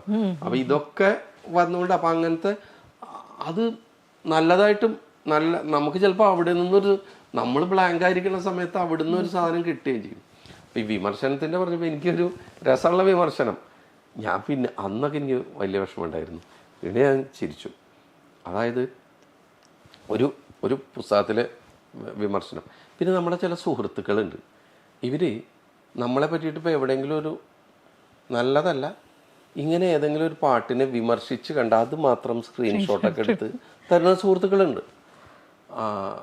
അല്ലെങ്കിൽ പിന്നെ അപ്പോൾ ഒരു പുസ്തകത്തിൽ ഒരു വിമർശന കോളത്തിൽ എൻ്റെ റിംഗ് മാസ്റ്റർ എന്ന് പറഞ്ഞ സിനിമയിൽ റാഫിക ഡയറക്റ്റ് ചെയ്ത സിനിമയാണ്. അതിൽ ഗോപിചേട്ടനാണ്, ഗോപിസുന്ദറാണ് മ്യൂസിക്. അതിലൊരു പാട്ട്, അതിലൊരു വരി ഇങ്ങനെയാണ്: സരമേ സഖിയോ സഹയാത്രികയോ. അപ്പം ഇങ്ങനെ ഒരു പട്ടിക്കുട്ടിയെ കൊഞ്ചിക്കുന്ന ഒരു മൊമെൻറ്റിലാണ് അത് ആ പാട്ട് വരുന്നത്. അപ്പോൾ ഈ സരമേ എന്നുള്ള വാക്ക്, അത് സരമ എന്ന് പറഞ്ഞു കഴിഞ്ഞാൽ ഇന്ദ്രൻ്റെ പട്ടിയാണ് എന്നുള്ളൊരു ഇത് അങ്ങനെ പറയുന്നു. അപ്പം അതുകൊണ്ടാണ് അതിൻ്റെ പിന്തുടർച്ചക്കാർക്ക് സാരമേയങ്ങൾ എന്നുള്ള പേര് എന്നുള്ളതുകൊണ്ട് സരമ എന്ന് പറഞ്ഞപ്പോൾ ഞാൻ റാഫിക്കോട് ചോദിച്ചു, റാഫിക്ക ഇങ്ങനൊരു വാക്കുണ്ട്. ആണല്ലേ, നമുക്ക് കുറച്ച് മുമ്പ് അറിഞ്ഞു വെച്ചാൽ ഇതിൽ ഉപയോഗിക്കാമായിരുന്നു എന്ന് പറഞ്ഞു റാഫിക്ക എന്നോട്. ഇതിലേതെങ്കിലും ഒരു പേരായിട്ട് ഞാൻ പാട്ടിൽ ഉപയോഗിച്ചോട്ടെ എന്ന് ചോദിച്ചു. അങ്ങനെ ഉപയോഗിച്ചു. അപ്പം അങ്ങനെ സരമേ സഖിയോ സഹയാത്രികയോ എന്ന് എഴുതി. ഇത് കഴിഞ്ഞ് എനിക്ക് ഒരു സുഹൃത്ത് ഈ പാട്ടിൻ്റെ ഇത് എഴുതി അയച്ചു തരികയാണ്. അപ്പോൾ ആദ്യം ഈ വരി എടുത്ത് എഴുതുമല്ലോ. ഈ വരി എടുത്ത് എഴുതിയിരുന്ന സമയത്ത് സ്വരമേ സഖിയോ സഹയാത്രികയോ എന്നാണ്. എന്നിട്ട് എഴുതിയിരിക്കുകയാണ്, ഒരു പട്ടിയെ സ്വരമേ എന്ന് വിളിക്കുന്ന ഈ പാട്ടെഴുത്തുകാരനെ എന്താണ് വിളിക്കേണ്ടത്? ഇയാളൊക്കെ എവിടുത്തെ പാട്ടെഴുത്തുകാരനാണ്? ഇതിലും നന്നായിട്ട് ഒരു ജോലിയെ പോലും കുറ്റം പറയില്ല, ഇതിലും നന്നായിട്ട് പ്രൊഡക്ഷൻ ബോയ്സ് വരെ എഴുതി. എല്ലാവരും അവരുടെ ജോലിക്ക് മാന്യതയുള്ള സമയത്താണ്, എന്നിട്ടാണ് ഈ വാചകം. അങ്ങനെ എഴുതുന്ന സമയത്ത് ഇയാളെയൊക്കെ ആരാണ് പാട്ട് എഴുതാൻ വിളിക്കുന്നത് എന്ന് പറഞ്ഞിട്ട് ഇയാൾ എവിടെയൊക്കെയോ കവിത എഴുതിയിട്ടുണ്ട് എന്ന് പറഞ്ഞു. പിന്നെ എന്നെ അങ്ങോട്ട് തെറിയ അഭിഷേകമാണ് അതിൽ. ഐ മീൻ അസഭ്യം എന്നുള്ളതല്ല, എന്നെ കുറ്റം പറഞ്ഞു. അപ്പം ഇതിൻ്റെ പ്രശ്നം എന്താ വെച്ചാൽ വിമർശിച്ച വാക്ക് സരമേ എന്നുള്ളതിനാണ്. അത് ഈ വിമർശിച്ച ആളത് മനസ്സിലാക്കിയിട്ടില്ല. പുള്ളിക്ക് കേട്ടതിൻ്റെ കുഴപ്പമാണോന്നറിയില്ല. പുള്ളി സ്വരമേന്ന് കേൾക്കുകയും അത് എഴുതിയേക്കുകയും സ്വരം എന്ന് എഴുതിയ ആളെ അങ്ങോട്ട് കുറ്റം പറയുകയും ചെയ്തു. ഇങ്ങനെയും വിമർശനം സംഭവിക്കുന്നുണ്ട്. ഈ വിമർശനങ്ങൾ പിന്നീട് എഴുതുമ്പോഴേ വലിയൊരു ഭാരമായിട്ട് അനുഭവപ്പെടാറുണ്ടോ? ഓരോ വാക്കുകൾ എടുക്കുമ്പോൾ അല്ല, അതെ, അത് ചോദിച്ച ചോദ്യം വളരെ പ്രസക്തമാണ്. പക്ഷെ നമ്മൾ എഴുതാൻ വേണ്ടിയിട്ട് ഇപ്പോൾ സനിത എൻ്റെ മുമ്പിൽ വന്നിട്ട് ഒരു ട്യൂൺ പറഞ്ഞ് ഇരിക്കുന്ന സമയത്ത്, സിറ്റുവേഷൻ അദ്ദേഹം പറഞ്ഞിരിക്കുന്ന സമയത്ത് വേറൊന്നും നമുക്ക് ചിന്തിക്കാൻ പറ്റില്ല. എനിക്ക് ആ വാക്കിൻ്റെ വിമർശനം ഉണ്ട്. ആദ്യം വേണ്ടത് നമ്മളൊരു പാട്ട് ആസ്വാദകരുടെ ശ്രോതാക്കളുടെ മനസ്സിലാണെങ്കിലും ഇത് കേൾക്കേണ്ടതും ഇത് അപ്രൂവ് ചെയ്യേണ്ടതും ഈ സംഗീത സംവിധായകനുമാണ്. അപ്പോൾ നമ്മുടെ മനസ്സിലുള്ളത് ഇവരുദ്ദേശിക്കുന്ന രീതിയിൽ പാട്ട് എഴുതി തീർക്കുക എന്നുള്ളതാണ് എൻ്റെയൊക്കെ മനസ്സിൽ തോന്നാറ്. അപ്പോൾ വേറെ ചിന്തകളൊന്നും അപ്പോൾ അവിടെ ഇതൊക്കെ രണ്ടാം ഘട്ട ചിന്തയല്ലേ, അത് ചിന്തിക്കാൻ പറ്റാറില്ല പലപ്പോഴും. സിനിമ എല്ലാം വിഷ്വൽ എല്ലാം പൂർത്തിയായ ശേഷമാണോ പാട്ടുകൾ എഴുതാറ്? അല്ലെങ്കിൽ പണ്ട് ഇടയ്ക്ക് പറഞ്ഞു കേട്ടിട്ടുണ്ടായിരുന്നു പാട്ടൊക്കെ എല്ലാം പാട്ടും ഒക്കെ പൂർത്തീകരിച്ച ശേഷമാണ് സിനിമ ഷൂട്ട് ചെയ്യുന്നത് എന്നുള്ള. എങ്ങനെയാണ് അതിൻ്റെ ഒരു ഇപ്പം ഈ രണ്ട് പറഞ്ഞ രീതിയിലും സംഭവിക്കാറുണ്ട്. ഈ എഴുതി നമ്മളൊരു വരി എഴുതി, അതിൽ ഏത് രീതിയാണ് ഒരു എഴുത്തുകാരന് സഹായകരാകുന്നത്? പാട്ട് എഴുതുമ്പോൾ അത് ഇപ്പം നമ്മൾ സാധാരണ ഗതിയിൽ സിമ്പിളായിട്ട് ആലോചിക്കുമ്പോൾ ഏറ്റവും എളുപ്പം ഒരു എഴുത്തുകാരന് അവനാൻ ആ കോൺസെപ്റ്റ് പറഞ്ഞ് എഴുതി അത് മ്യൂസിക് ചെയ്യുന്നതെന്നാണ് നമുക്ക് അങ്ങനെ ഒരു വിചാരിക്കാം. നേരെ മറിച്ച് ഇപ്പോൾ ഈണം വിട്ടിട്ട് പാട്ട് എഴുതുമ്പോൾ ചിലപ്പോൾ ഇപ്പോൾ എനിക്ക് പലപ്പോഴും തോന്നിയിട്ടുണ്ട്, ഇപ്പോൾ ജീവാംശമായി എന്ന് പറയുന്ന വാക്കൊന്നും ആ കൈലാസിൻ്റെ ഈണം ഇല്ലെങ്കിൽ എനിക്ക് സംഭവിക്കായിരുന്നില്ല എന്ന്. ലൈലാഗമേ എന്ന് പറയുന്നത് രാഹുലേട്ടൻ അവിടെ ഒരു ഡമ്മി പാടിയ വാക്കില്ലെങ്കിൽ എനിക്ക് ആ പാട്ട് വരില്ല എന്ന്, അങ്ങനെ ഒരു വാക്ക് എൻ്റെ ചിന്തയിൽ കിട്ടില്ല എന്ന് തോന്നിയിട്ടുണ്ട്. നമ്മുടെ ചിന്തയ്ക്ക് ഒരു പരിമിതിയുണ്ട്. അപ്പോൾ അത് വേറെ ആൾ പാടിയ ഒരു സാധനത്തു നിന്ന് വാക്കുന്നൊക്കെയാണ് അത് ഉണ്ടാക്കുന്നത്. അപ്പോൾ ചില ഘട്ടത്തിൽ നമ്മളെ ഈണവും സഹായിക്കുന്നുണ്ട്. ഇനി വിഷ്വല് എടുത്തിട്ട് ചിലപ്പോൾ നമുക്ക് പാട്ട് എഴുതേണ്ടി വരും. വിഷ്വല് കണ്ടിട്ട്. ആ വിഷ്വല് കാണുമ്പോൾ ചില വിഷ്വല് കണ്ടു കഴിഞ്ഞാൽ അതും നമ്മളെ സഹായിക്കും. ഒരു ഒരു ഒരു കുട്ടിയുടെ കണ്ണോ ഒരു ചിരിയോ അല്ലെങ്കിൽ ഒരു നായിക നടന്നു വരണതോ ആ സീനിലുള്ള ചില പുല്ലുകളോ അങ്ങനെയൊക്കെ നമ്മളെ സഹായിക്കും. അപ്പം അതുകൊണ്ട് നമ്മൾ അടിസ്ഥാനപരമായിട്ട് ഇയാൾക്ക് ഏറ്റവും സ്വാതന്ത്ര്യം കിട്ടുക സിറ്റുവേഷൻ പറഞ്ഞ് വരി നേരിട്ട് എഴുതുമ്പോഴാണ്. പക്ഷെ ഇങ്ങനെ ചെയ്യുമ്പോഴും ഇങ്ങനെയും ചില ഗുണങ്ങളുണ്ട്. പാട്ട് എഴുതി കഴിഞ്ഞ് മ്യൂസിക് ഒക്കെ ഇട്ട് പാടിയും കഴിഞ്ഞിട്ട് പിന്നീട് അതിന്റെ വിഷ്വലും ആയി കഴിഞ്ഞിട്ട് കാണുമ്പോൾ എഴുതുമ്പോൾ മനസ്സിൽ എന്തെങ്കിലുമൊക്കെ ഒന്നും മനസ്സിലുണ്ടാവുമല്ലോ, നമുക്കത് എഴുതിക്കൊണ്ടിരിക്കും. ആ ഒരു രീതിയിലേക്ക് ആ പാട്ട് വന്നു എന്ന് തോന്നാറുണ്ടോ? ചോദ്യം ഞാനേ നല്ല ടെൻഷനും പരിഭ്രമവും ഒരു തീരുമാനം എടുക്കാൻ വളരെ ബുദ്ധിമുട്ടുള്ള ഒരാളാണ് എൻ്റെ പേഴ്സണലി. അപ്പോൾ അതുകൊണ്ടിപ്പോൾ എന്നോട് ഞാനിപ്പോൾ ഈ ഷർട്ട് ഇട്ടിട്ടൊക്കെ നിൽക്കുമ്പോൾ ഈ ഷർട്ട് മതി എന്നൊക്കെ ഞാൻ വിചാരിച്ച് ഇപ്പോൾ സനിത എന്നോട് ചോദിക്കണം ഈ ഷർട്ടൊന്നും മാറ്റണമെന്ന് വെച്ച് കഴിഞ്ഞാൽ മാറ്റാമല്ലേ എന്ന് തോന്നും. അപ്പുറത്ത് അദ്ദേഹം ആ ഇട്ട് വന്ന വേറൊരാൾ ഇട്ട് കഴിഞ്ഞാൽ അതും ഇത് വയ്ക്കും. അപ്പോൾ ഞാൻ ഈ സ്വഭാവം എനിക്ക് ഉണ്ട് എന്നുള്ളത് എനിക്കൊരു ഘട്ടത്തിൽ ബോധ്യമുള്ളത് കൊണ്ട് ഒരു ഘട്ടത്തിൽ സംവിധായകനും സംഗീത സംവിധായകനും ഒരു പാട്ട് ഓക്കെ എന്ന് പറഞ്ഞെങ്കിൽ ആ നിമിഷം ഞാൻ എൻ്റെ പേന അടക്കുകയും അതവിടെ വയ്ക്കുകയാണ് ചെയ്യുന്നത്. ഞാനത് തിരുത്താൻ പോയി കഴിഞ്ഞാൽ എനിക്ക് വീണ്ടും കൺഫ്യൂഷൻസ് വരും. അപ്പം അതുകൊണ്ട് പിന്നെ ഞാനത് അതെങ്ങനെ അതിൻ്റെ ചിത്രീകരണം എങ്ങനെയാണ്, അതെങ്ങനെ വന്നു, അതാര് പാടി, അത് ആലോചിക്കാതിരിക്കുക. അത് എനിക്ക് അതൊന്നും എൻ്റെ ആലോചനയിൽ വരാറില്ല.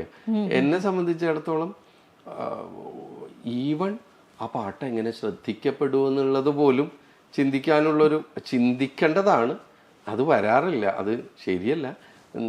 സംവിധായകനും സംഗീത സംവിധായകനും അത് തൃപ്തിപ്പെടുത്തുക, അവരാണല്ലോ ഇതായിട്ട് വരുന്നത്. അത് മാത്രമേ ഞാനൊരു പാട്ടിൻ്റെ രീതിയിൽ മനസ്സിൽ വയ്ക്കാറുള്ളൂ. അപ്പോൾ അത് കഴിഞ്ഞാൽ പിന്നെ ഇതിനെ പറ്റി ആലോചിച്ചാൽ കൂടുതൽ ടെൻഷനാണ്. അപ്പോൾ അത് കഴിഞ്ഞാൽ പിന്നെ ഞാൻ അതിനെ മനസ്സിൽ അങ്ങോട്ട് വിടുകയാണ് പതിവ്. എന്നാലും ചെയ്തതിൽ ഇപ്പോൾ കുറേ പാട്ടുകൾ, ഇപ്പം ലൈലാഗമേ ചെയ്തു, ജീവാംശമായി ചെയ്തു, അതുക്കൽ വെള്ളരിപ്രാവ്, കുറേ പാട്ടുകൾ വന്നല്ലോ. അപ്പം അതിൽ അങ്ങനെ വിഷ്വലും കണ്ടപ്പം ഏറെ സന്തോഷം കിട്ടിയത് അങ്ങനെ ഏതെങ്കിലും പാട്ട് എടുത്തു പറയാനുണ്ടോ? എല്ലാം കൊണ്ടും മ്യൂസിക് ആയാലും. അത് എന്താന്ന് വെച്ചാലേ അതൊരു ഘട്ടം കഴിഞ്ഞപ്പോൾ നമുക്കറിയാലോ ഇങ്ങനെ വിഷ്വൽ. അത് ഏറ്റവും കൂടുതൽ നമുക്ക് ഉണ്ടാവില്ലേ, ഇപ്പോൾ ആദ്യമായിട്ട് നമ്മൾ ചെയ്യുന്ന പാട്ടുകളൊക്കെ ഉണ്ടാവില്ലേ, അപ്പോൾ ഇപ്പോൾ ഓലഞ്ഞാലിക്കുരുവിയിലുണ്ട്, ആ സമയത്ത് തന്നെയാണ് എനിക്ക് ഈറൻകാറ്റിനീണം പോലെ എന്ന് പറയുന്ന പാട്ട് ചെയ്തു വന്ന് ആ വിഷ്വൽ കണ്ടപ്പോഴും ആ ഒരു സന്തോഷം. അത് എൻ്റെ തുടക്കകാലത്തെ പാട്ടാണ്. അതും അതിലൊരു ഘടകമായിരിക്കും. ത്രില്ലറിലെ പാട്ട് വന്ന് കാണുമ്പോൾ ഉള്ളൊരു സന്തോഷം അത് തുടക്കത്തിൽ എന്തായാലും കൂടുതലുണ്ടാവുമല്ലോ. പിന്നെ നമ്മൾ കാണുക സന്തോഷം. അങ്ങനെ കുറേ ഇപ്പോൾ ഈ വാതുക്കലുള്ള ഒരു പ്രാവും ഒക്കെ എനിക്ക് വളരെ ഇഷ്ടം തോന്നിയ ഇതാണ്. ഹേമന്തമ്മൻ കൈക്കുമ്പിളി, അതിനെല്ലാം അതുണ്ട്. അത് ഞാൻ പറഞ്ഞില്ലേ, എനിക്ക് അതിൽ എക്സ്പെക്റ്റേഷൻ ഇല്ല. അപ്പോൾ നമ്മുടെ വരി കേൾക്കുമ്പോൾ സന്തോഷമാണല്ലോ ഇങ്ങനെ പാട്ടായിട്ട് വരുമ്പോൾ. ഞാനിത് എൻ്റെ വിഷ്വൽ എങ്ങനെ വരുമെന്ന് ചിന്തിക്കാറില്ല. ഞാൻ ആകെ ചിന്തിക്കുന്നത് ഞാൻ എങ്ങനെ ഇവരൊരു ഈണം തന്നിട്ടുണ്ട്, ഒരു കഥയും പറഞ്ഞിട്ടുണ്ട്, ഇതിന് ഞാനായിട്ട് ഇതിനെ കുറയ്ക്കരുതല്ലോ, ഞാൻ എങ്ങനെ ഇതിൽ അപ് ടു ദ മാർക്കാവുമെന്ന് മാത്രമേ ഞാൻ ചിന്തിക്കാറുള്ളൂ. എത്ര സമയം എടുക്കും ഒരു ഈണം കിട്ടിയാൽ? ഒരു ഡിപ്പെൻസ് ആണ്. അത് നമ്മൾ 2 ദിവസം എടുത്ത് 3 ദിവസം ചിലപ്പോൾ പെട്ടെന്ന് എഴുതും. ഇത് ഞാൻ നേരത്തെ പറഞ്ഞല്ലോ, ഇതിലൊരു സംവിധായകനും സംഗീത സംവിധായകനും നമ്മളുമുണ്ട്.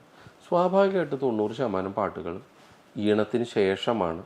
അപ്പോൾ സംഗീത സംവിധായകനും യോജിച്ചു കഴിഞ്ഞു ഇല്ലേ, അവരൊരു ഈണത്തിൽ ഓർച്ചെത്തിക്കഴിഞ്ഞു. ഇനി ഞാൻ അതിന് ശേഷം വന്ന് കയറുന്ന ഒരാളാണ്. അവിടെ ആ ഈണത്തിനെ മാക്സിമം അത് ഇങ്ങനെ പോവാതെ ഇങ്ങനെ നിർത്തുക എന്നുള്ളതാണ്. അതായത് സംവിധായകൻ്റെ റിക്വയർമെൻറ്റ്സും വെച്ചിട്ട്. അപ്പോൾ ഈ 2 പേരുടെ ഒരു വേവ് ലെങ്ത് ഉണ്ടാവുമല്ലോ, അവർ ഓൾറെഡി അത് സെറ്റായിട്ടുണ്ട്. അതിലെ 2 പേരുടെയും 2 റിക്വയർമെൻറ്റ്സുമാണ്. സംഗീത സംവിധായകനെ സംബന്ധിച്ചിടത്തോളം അയാളുടെ ട്യൂണിൽ ഇത്തരത്തിലുള്ളൊരു ഇമോഷൻ വേണം, വേണമെങ്കിൽ ഒരു സൗണ്ടിങ് വേണം, ഇത്തരത്തിലുള്ള ഓപ്പണായിട്ട് പാടാവുന്ന ഒരു വാക്ക് വേണം. ഇപ്പോൾ ഹൈയിലൊക്കെയാണ് പാടുന്നതെങ്കിൽ നമുക്ക് കുറച്ച് ഓപ്പൺ വേർഡ്സ് ആണെങ്കിലാണ് അത് ഗുണം ഉണ്ടാവും, പാടാൻ പറ്റുക. അങ്ങനെയുള്ള കൺസേൺസ് ഉണ്ടാവും, അദ്ദേഹത്തിനുണ്ടാവും. സംവിധായകനും കൺസേൺസ് ഉണ്ടാവും. അദ്ദേഹത്തിൻ്റെ സിനിമയാണ്, ഇന്ന കാര്യമാണ്. അപ്പം ഈ രണ്ട് കൺസേൺസും നമ്മൾ സാറ്റിസ്ഫൈ ചെയ്യുക എന്നുള്ളതാണ്. അപ്പോൾ ആ ഒരു വേവ് ലെങ്ത്തിൽ നമ്മൾ എത്തേണ്ട ഒരു ആവശ്യമുണ്ട്. അവർ രണ്ടാളായിട്ട് ആ വേവ് ലെങ്ത്തിലെത്തി അത് പെട്ടെന്ന് തന്നെ കഴിയും. അപ്പോൾ ഈ വേവ് ലെങ്ത്ത് എത്താടുക്കണ ഒരു സമയമാണ് എൻ്റെ ഒരു കാര്യം എന്ന് എനിക്ക് തോന്നുന്നത്. ചിലപ്പോൾ പെട്ടെന്ന് തന്നെ നടന്നാൽ പെട്ടെന്ന് തന്നെ പാട്ട് വരും, സമയമെടുത്ത് പാട്ട് വരും. ഇപ്പോൾ ഓരോ ഈണത്തിനും ഓരോ രാഗം ബേസ് ചെയ്തിട്ടാവുമല്ലോ ചെയ്യുന്നുണ്ടാവുക. അപ്പോൾ ആ രാഗം കൂടെ കണക്കിലെടുത്തിട്ടാണോ വരികൾ എഴുതുന്നത്? അതായത് അതിൻ്റെ ഒരു ഭാവമോ കാര്യങ്ങളോ? ഇപ്പം എല്ലാ രാഗമൊന്നും നമുക്ക് അറിയില്ല. പിന്നെ ഇപ്പം എല്ലാവരും പണ്ട് ദക്ഷിണാമൂർത്തി സ്വാമിയോട് ഈ പാട്ടിന്റെ രാഗം ഏതാന്ന് ചോദിച്ചു അത്ര. അദ്ദേഹം പറഞ്ഞു ഇത് സിനിമാ രാഗം എന്നാണ്. അപ്പൊ അങ്ങനെ അവരും കമ്പോസേഴ്സും അങ്ങനെ ഒരു പെർട്ടിക്കുലർ രാഗം പഠിച്ചിട്ടൊന്നുമില്ല. ഒരു രാഗഛായ ഒരു സ്ഥലത്ത് വന്നിട്ടുണ്ടാവാം, ചിലപ്പോൾ അതൊന്ന് മാറിയിട്ടും ഉണ്ടാവും. അതിനുള്ള സ്വാതന്ത്ര്യം കമ്പോസിങ്ങിലിട്ട്. അപ്പോൾ നമ്മളതിൽ എഴുതുമ്പോൾ ഒരു ഏത് രാഗമാണെങ്കിലും ഏത് ട്യൂണാണെങ്കിലും ആ ട്യൂണിലൊരു ഇമോഷൻ ഉണ്ടാവില്ല. നമ്മൾ പാടുമ്പോൾ ശ്രദ്ധിച്ചിട്ടില്ലേ, ചില സ്ഥലത്ത് ഹൈ പോവും, ചില സ്ഥലത്ത് താഴേക്ക് പോവും, ചില സ്ഥലത്ത് വളരെ ബോൾഡായിട്ടായിരിക്കും പാടുന്നത്, ചില സ്ഥലത്ത് മെലോഡിയസ് ആയിരിക്കും. ഒരു പ്രേമഗാനത്തിൽ തന്നെ ഒരു പെർട്ടിക്കുലർ ഘട്ടത്തിലായിരിക്കും അത് ഓവർ തരളിതമാവുന്നത്. അപ്പം അങ്ങനെ സ്ഥലത്തൊക്കെ ആ ഇമോഷൻ നമുക്ക് മനസ്സിലാവുകയാണെങ്കിൽ അതിനൊരു ശ്രമം നടത്തുക. ഒരുപാട് എഴുതിയല്ലോ. അപ്പൊ എനിക്ക് തോന്നുന്നു എത്ര 300-ലും മേലെ ഗാനങ്ങളായി തോന്നുന്നു അല്ലേ? അതില് ഒരു എഴുതിയ വരികളിൽ ഏറ്റവും ഇഷ്ടം തോന്നിയിട്ടുള്ള വരികളെ അങ്ങനെ ചോദിച്ചാൽ വലിയ ബുദ്ധിമുട്ടാ. അത് ഞാനൊരു ഡിപ്ലോമാറ്റിക് ആൻസർ പറയല്ല ഒരിക്കലും. എന്താ വെച്ചാൽ നമ്മൾ ഈ എഴുതണ സമയത്ത് ഏത് പാട്ട് എഴുതുമ്പോഴും നമുക്ക് ഒരു പെയിൻ നന്നായിട്ട് അനുഭവിക്കുന്നുണ്ട്. അതിൻ്റെ ഒരു സിറ്റുവേഷൻസിനനുസരിച്ചും നമ്മുടെ വൊക്കാബുലറി അനുസരിച്ചും സമയം ഇതൊക്കെ കൊണ്ടുള്ളൊരു പരിമിതി, ലിമിറ്റേഷൻസ് ഉണ്ടാവും. പക്ഷേ ഈ ലിമിറ്റേഷൻസിൽ നിന്നുകൊണ്ട് നമ്മൾ 100% തന്നെയാണ് ഇടുന്നത്. അപ്പോൾ ആ പാട്ട് ഇനി ശ്രദ്ധിക്കപ്പെട്ടാലും ശ്രദ്ധിക്കപ്പെട്ടില്ലെങ്കിലും നമുക്ക് അതിനോട് വല്ലാത്തൊരു ഇമോഷൻ ഉണ്ട്. അപ്പം അതുകൊണ്ട് കുറേ എന്താ പറയുക, അങ്ങനെ എല്ലാറ്റിനോടും ആ ഇമോഷൻ തോന്നാറുണ്ട് ആദ്യമേ തന്നെ. നമ്മൾ എഴുതിയ വരി അത് എന്തിനും ചെറിയ ഇപ്പോൾ അത് വെദർ ഒരു ആൽബം സോങ് ആയാലും ഈ ജിങ്കിളായാലും സിനിമാ പാട്ടായാലും എഴുതുന്നതിനോട് നമുക്കൊരു ഇമോഷൻ എവിടെയോ വരാറുണ്ട് അതിനോട്. അതുകൊണ്ടാണ് ഈ പറയാൻ ബുദ്ധിമുട്ട്. എഴുതിയതൊക്കെ കൂടുതലും ഇപ്പം ജീവാംശമായി എന്നായാലും നീഹിമമഴയായാലും വാതുക്കലും ഒക്കെ പ്രണയഗാനങ്ങളാണ് എഴുതിയത്. ഹരിനാരായണന്റെ പ്രണയം എങ്ങനെയാ? പ്രണയമുണ്ട്, എല്ലാവരും പോലെ പ്രണയമുണ്ട്. ഇപ്പം ഗാനങ്ങൾ വെച്ച് എൻ്റെ പ്രണയം അളക്കരുത്. അതെന്താണെന്ന് വെച്ചാലേ, എൻ്റെ ആദ്യ ഹിറ്റായ പാട്ട് കോലഞ്ഞാലിക്കുരുവിയാണ്. ഞാനും മനുവും കൂടിയിട്ട്, മനു മഞ്ജിത്തും ഞങ്ങൾ ഓം ശാന്തി ഓശാനയിലൊക്കെ വന്ന് എഴുതിയതാണ്. അപ്പോൾ മനു പറയും, നിങ്ങൾക്ക് എപ്പോഴും കിണി പാട്ടും എനിക്ക് എപ്പോഴും കുണു പാട്ടുമാണ് വരിക എന്ന് പറയാം. അപ്പം അതായത് നമ്മൾ എഴുതി ഹിറ്റാവുന്ന പാട്ടുകൾ അനുസരിച്ചായിരിക്കും നമുക്ക് ചിലപ്പോൾ വരുന്നത്. അപൂർവം മറ്റുള്ള പാട്ടുകൾ എഴുതിയിട്ടുണ്ടാവും, നമ്മളൊക്കെ എഴുതിയിട്ടുണ്ടാവും, പക്ഷെ കൂടുതൽ ഹിറ്റാവണതിനനുസരിച്ചാണ്. അപ്പോൾ പിന്നെ നമ്മൾ അതന്നെ എഴുതാനാണല്ലോ വരിക. അപ്പം അതിൻ്റെ കച്ചവടമാണ് നമുക്ക് തുറക്കേണ്ടി വരിക. അങ്ങനത്തെ ഒരു പ്രണയപ്പാട്ടുകൾ, അങ്ങനെയാണ് ഒരു പ്രണയപ്പാട്ട് കൂടുതൽ എഴുതിയതിൽ വന്നതും അത് ഹിറ്റാവുകയും ചെയ്തുകൊണ്ടായിരിക്കും. അല്ലെങ്കിൽ അങ്ങനെ ഒരു പ്രണയപ്പാട്ട് വരുമ്പോൾ എന്നാൽ ഇയാളെ വിളിക്കാം എന്ന് വിചാരിച്ച് വന്നതുകൊണ്ടും അങ്ങനെ ഒരു സിറ്റുവേഷൻ വന്നുകൊണ്ടാണ് എൻ്റെ പ്രണയപ്പാട്ട്. അപ്പം അതുകൊണ്ടും എൻ്റെ പ്രണയപ്പാട്ടും കൊണ്ട് നടക്കുന്നത്. തീർച്ചയായിട്ടും എൻ്റെ പ്രണയം എങ്ങനെയാണെന്നും പറയാൻ എനിക്കറിയില്ല. ഈ പ്രണയമുണ്ട്, ഏതൊരു മനുഷ്യനെയും പോലെ എൻ്റെ ഉള്ളിലും പ്രണയമുണ്ട്. ആ പ്രണയമാണോ ഞാൻ പാട്ടിൽ എഴുതിയതെന്നും ഞാൻ പറയുന്നില്ല. വയലാർ, പി ഭാസ്കരൻ, ശ്രീകുമാരൻ തമ്പി, അന്നത്തെ ഗിരീഷ് പുത്തഞ്ചേരി, അങ്ങനെ ഒരുപാട് എഴുത്തുകാർ മുന്നേ ഉള്ളവർ, അവരുടെയൊക്കെ വരികൾ ശ്രദ്ധിച്ചിട്ടുണ്ടാവുമല്ലോ. അങ്ങനെ അതിൽ പ്രിയം തോന്നിയ വരികൾ കൂടുതലും ആരുടേതായിരുന്നു? സ്വതവേ തന്നെ എവിടെയോ ഭാസ്കരൻ മാഷോട് ഒരിഷ്ടം ഉണ്ട്.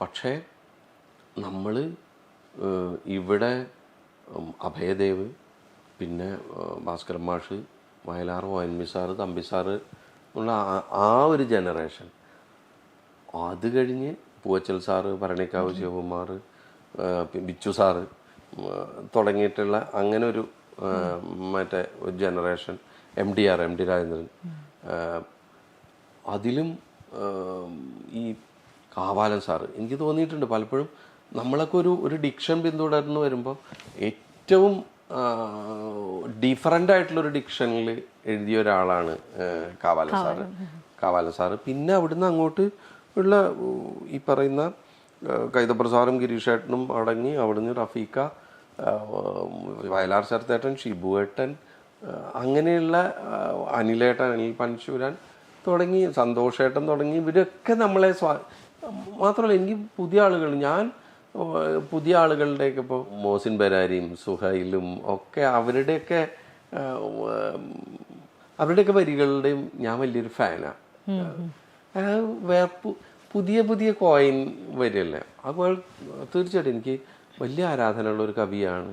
അല്ലെങ്കിൽ റഫീക്ക എന്നെ ഏറ്റവും ഇൻഫ്ലുവൻസ് ചെയ്ത ആളാണ്. പക്ഷെ വലിയ ആരാധനയുള്ള ഒരു കവിയാണ് അൻവർക്കയുടെ പാട്ടുകളും അൻവർക്ക ചില ഇതിലൊക്കെ പാട്ടുകൾ ചില വാക്കുകൾ നമ്മൾ പാട്ടിൽ എഴുതുമ്പോൾ അത് വർക്കാവുമെന്ന് തോന്നുന്ന അങ്ങനെ ഒരു ഹാർമണൈസ് ചെയ്യാന്ന് പറയില്ലേ, അങ്ങനെ അല്ല എന്ന് തോന്നുന്ന വേറൊരു തരത്തിലുള്ള ചില അമ്ലഗുണമുള്ള വാക്കുകളെയൊക്കെ കൊടന്നിട്ട് അൻവർക്ക പാട്ടിൽ കോയിൻ ചെയ്ത് വയ്ക്കും പ്രണയഗാനത്തിൽ. അത് നല്ല അത്തരം അൻവർക്കയുടെ ചില കോയിനിങ്സ് ഒക്കെ വലിയ ഇഷ്ടം ഉണ്ട്. വേദം പഠിച്ചിരുന്നു ഞാൻ, ഏതോ ഒരു ഇന്റർവ്യൂവിൽ കണ്ടു. അതുമായിട്ട് ബന്ധപ്പെട്ട് ചടങ്ങുകൾക്കൊക്കെ നേതൃത്വം കൊടുക്കാനും പോയിരുന്നു എന്നുള്ള. പിന്നീട് അത് ഉപേക്ഷിക്കുകയായിരുന്നു. 5ാം ക്ലാസ്സിൽ 6, 7 ആ ഒരു സമയത്തൊക്കെ തൊട്ടിത് ചെയ്തിട്ടുണ്ട്. നമ്മളറിയാതെ ഇങ്ങനെ ടൈപ്പ് റെക്കോർഡ് ഓൺ ചെയ്ത പോലെ പഠിച്ചിട്ട് അങ്ങനെ ഒരു ഫാമിലി ആണ് എൻ്റെ. അങ്ങനത്തെ ഒരു ഫാമിലിയാണ്. ആ ഫാമിലി ജനിച്ചുകൊണ്ട് അങ്ങനെ ചെയ്യേണ്ടി വന്നിട്ടുണ്ട്. പിന്നെ എൻ്റെ ഇതിൻ്റെ ഒഴുക്കിൽ അതൊരു ഘട്ടത്തിൽ സത്യം പറയാട്ടോ എനിക്ക് എൻ്റെ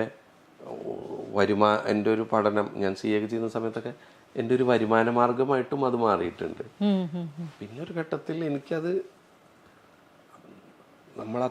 അത്ര വിശ്വാസം അങ്ങനെ ഇപ്പോൾ ഞാനിപ്പോൾ ഒരു പാട്ട് അല്ലെങ്കിൽ ഒരു ഡോക്ടറായിട്ട് ചെയ്യുകയാണെങ്കിൽ എനിക്ക് ആ പ്രൊഫഷനോടൊരു വിശ്വാസം വേണം. ഞാൻ പാട്ട് എഴുതുകയാണെങ്കിലും വേണം, ഒരു പാഷൻ വേണം. അത് എനിക്ക് അങ്ങനത്തെ ഒരു വിശ്വാസവും ഇതൊക്കെ നഷ്ടപ്പെട്ടപ്പോൾ ഞാനതൊന്ന് അങ്ങനെ ഒഴിവായിപ്പോയി.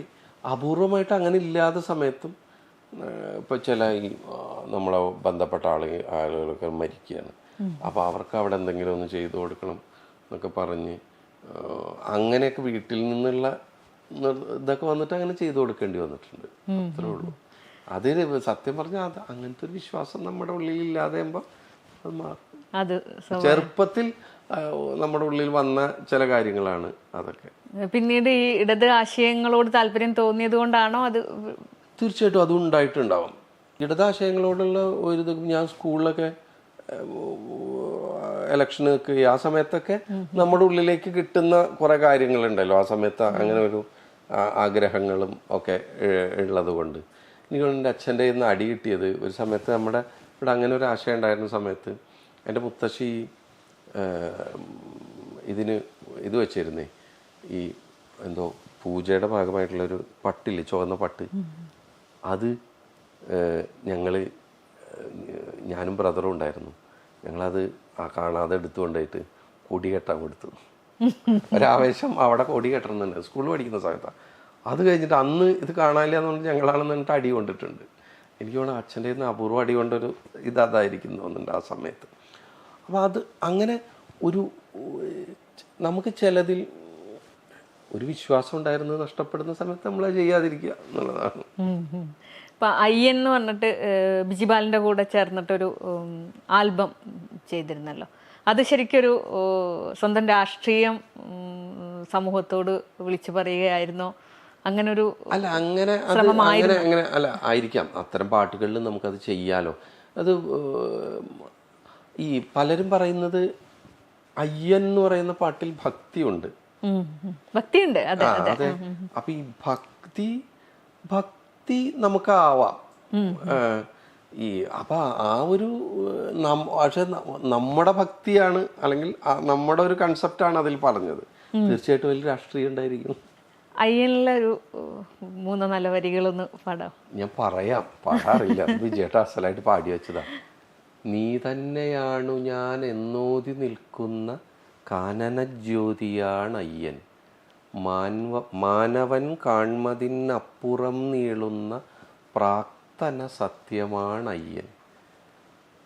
കാലക്കരിങ്കല്ലിനങ്ങേ വശത്തുള്ള കാടിൻ്റെ കരളെഴുത്തയ്യൻ. സ്വാമിയയ്യൻ, സ്നേഹഗാമിയയ്യൻ, പഞ്ചഭൂതങ്ങൾക്ക് നാഥനയ്യൻ. ഇതിലെവിടെയോ പലരും ഇത് പറഞ്ഞെന്താ, അത് എഴുതിയ വരി ഇതാണ്, ഞാൻ ഈ വേദങ്ങളെയൊക്കെ ചുട്ടരിക്കേണ്ടതാണ്, അരിക്കുന്നതാണ് അയ്യൻ എന്ന് പറഞ്ഞു എന്ന് പറഞ്ഞിട്ടാണ്. അത് ഞാൻ എഴുതിയത് എന്താന്ന് വെച്ചാൽ, ഭേദങ്ങളെല്ലാം വിഭൂതിയായി മാറുന്ന എന്തോ ആണ്. അതായത് ഭേദം എന്ന് പറയുന്ന നമ്മൾ തമ്മിലുള്ള ഇടയിലുള്ള അതെല്ലാം ഭസ്മമാക്കി മാറ്റുന്ന ഇതാണ് അയ്യൻ. പക്ഷെ അത് പലരും അത് ധരിച്ചത് വേദങ്ങളെല്ലാം വിഭൂതി എന്നാണ്. വേദമല്ല അവിടെ ഞാൻ എഴുതിയത് വിഭൂതി, ഭേദങ്ങളായിരുന്നു. അങ്ങനെയൊക്കെ ആ സമയത്ത് ആരൊക്കെയോ അതിനെ തീർച്ചയായിട്ടും നമ്മളെ എന്തൊരു ആശയവും നമ്മൾ മുന്നോട്ട് വയ്ക്കുമ്പോൾ അതിന്റെ എതിരായിട്ടുള്ള ആശയം ഉണ്ടാവും എന്നുള്ളത് ഉറപ്പാണ്. അതുകൊണ്ടാണല്ലോ ഈ ലോകം ഇങ്ങനെ നിലനിൽക്കുന്നത്. അവർക്കത് പറയാനുള്ള സ്വാതന്ത്ര്യമുണ്ട്. ആ രീതിയിൽ പിന്നെ വേറെ ഏതെങ്കിലും ആൽബങ്ങൾ ഇപ്പൊ ഇൻഡിപെൻഡന്റ് മ്യൂസിക്കിന്റെ ഒരു കാലത്ത് കൂടിയാണല്ലോ നമ്മൾ പോകുന്നത്. അങ്ങനെ അതിനകത്ത് നമുക്ക് ലിമിറ്റേഷൻ വരുന്നില്ലല്ലോ. അങ്ങനെ ഒരു തോന്നൽ വരുമ്പോ നമ്മൾ വിജയേട്ടനായിട്ട് ചെയ്ത് അങ്ങനെ കുറെ വിത്ത് എന്ന് പറഞ്ഞിട്ടുള്ള ഒരു ഇത് ഞങ്ങൾ ആ കർഷക സമരത്തിന്റെ അങ്ങനെ അപൂർവമായിട്ട് ചിലതൊക്കെ ഞങ്ങൾ ചെയ്തിട്ടുണ്ട്. പിന്നെ എപ്പോഴും എല്ലാ ഇന്റർവ്യൂവിലും പറഞ്ഞ് കണ്ടിട്ടുള്ള ഒരു കാര്യമാണ് ഞാനൊരു കരിക്കാട്ടുകാരനാണ് എന്നുള്ളത്. കരിക്കാടിനെ കുറിച്ചിട്ട്. കരിക്കാട് ഞാൻ ഇപ്പം നിങ്ങൾ എൻ്റെ അടുത്തിരിക്കുന്ന ഞാൻ ജനിച്ച നാടാണ് കരിക്കാട് എന്ന് പറയുന്നത്. അപ്പോൾ ഞാൻ വളർന്നത് ഇവിടെയാണ്. ഈ കരിക്കാട്ടുകാരനാണ് എന്ന് പറയുന്നതിൽ എനിക്ക് പലപ്പോഴും തോന്നിയിട്ടുണ്ട് എൻ്റെ ഒരു ഹോം സിക്നെസ് അതിലൊരു ഘടകമാണോന്ന്. എനിക്കൊരു സ്ഥലത്ത് പോയിട്ട് ഒരുപാട് ദിവസമൊന്നും നിൽക്കാൻ പറ്റാത്ത ആളാണ്. ഈ കൊച്ചിയിലൊക്കെ പോയിട്ട് പാട്ട് എഴുതാൻ 2 ദിവസം നിന്ന് കഴിയുമ്പോഴേക്കും ഞാൻ ഭയങ്കര ടെൻഷനാവും. ആ ടെൻഷൻ തൃശ്ശൂർ എത്തിക്കഴിഞ്ഞാൽ പകുതി മാറും. തൃശ്ശൂർ എത്തിയിട്ട് ഇവിടെ നമ്മുടെ കരിക്കാട്ടെത്തുമ്പോൾ വളരെ കംഫർട്ടബിളായിട്ടുള്ളൊരു സ്പേസ് ആയിട്ട് എനിക്ക് തോന്നാറുണ്ട്. പിന്നെ എൻ്റെ നാട്ടിൽ എന്ന് പറഞ്ഞാൽ എല്ലാതരം ആളുകളുണ്ട്.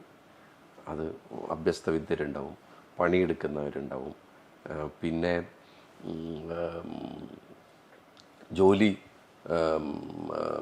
ജോലിക്കാർ, ഗവൺമെൻറ് എംപ്ലോയീസ് ഉണ്ട്. എല്ലാതരം ഇവിടെ മറ്റേ മുസ്ലിം പള്ളികളുണ്ട്, ക്രിസ്ത്യൻ ചർച്ചസ് ഉണ്ട്, അമ്പലങ്ങളുണ്ട്.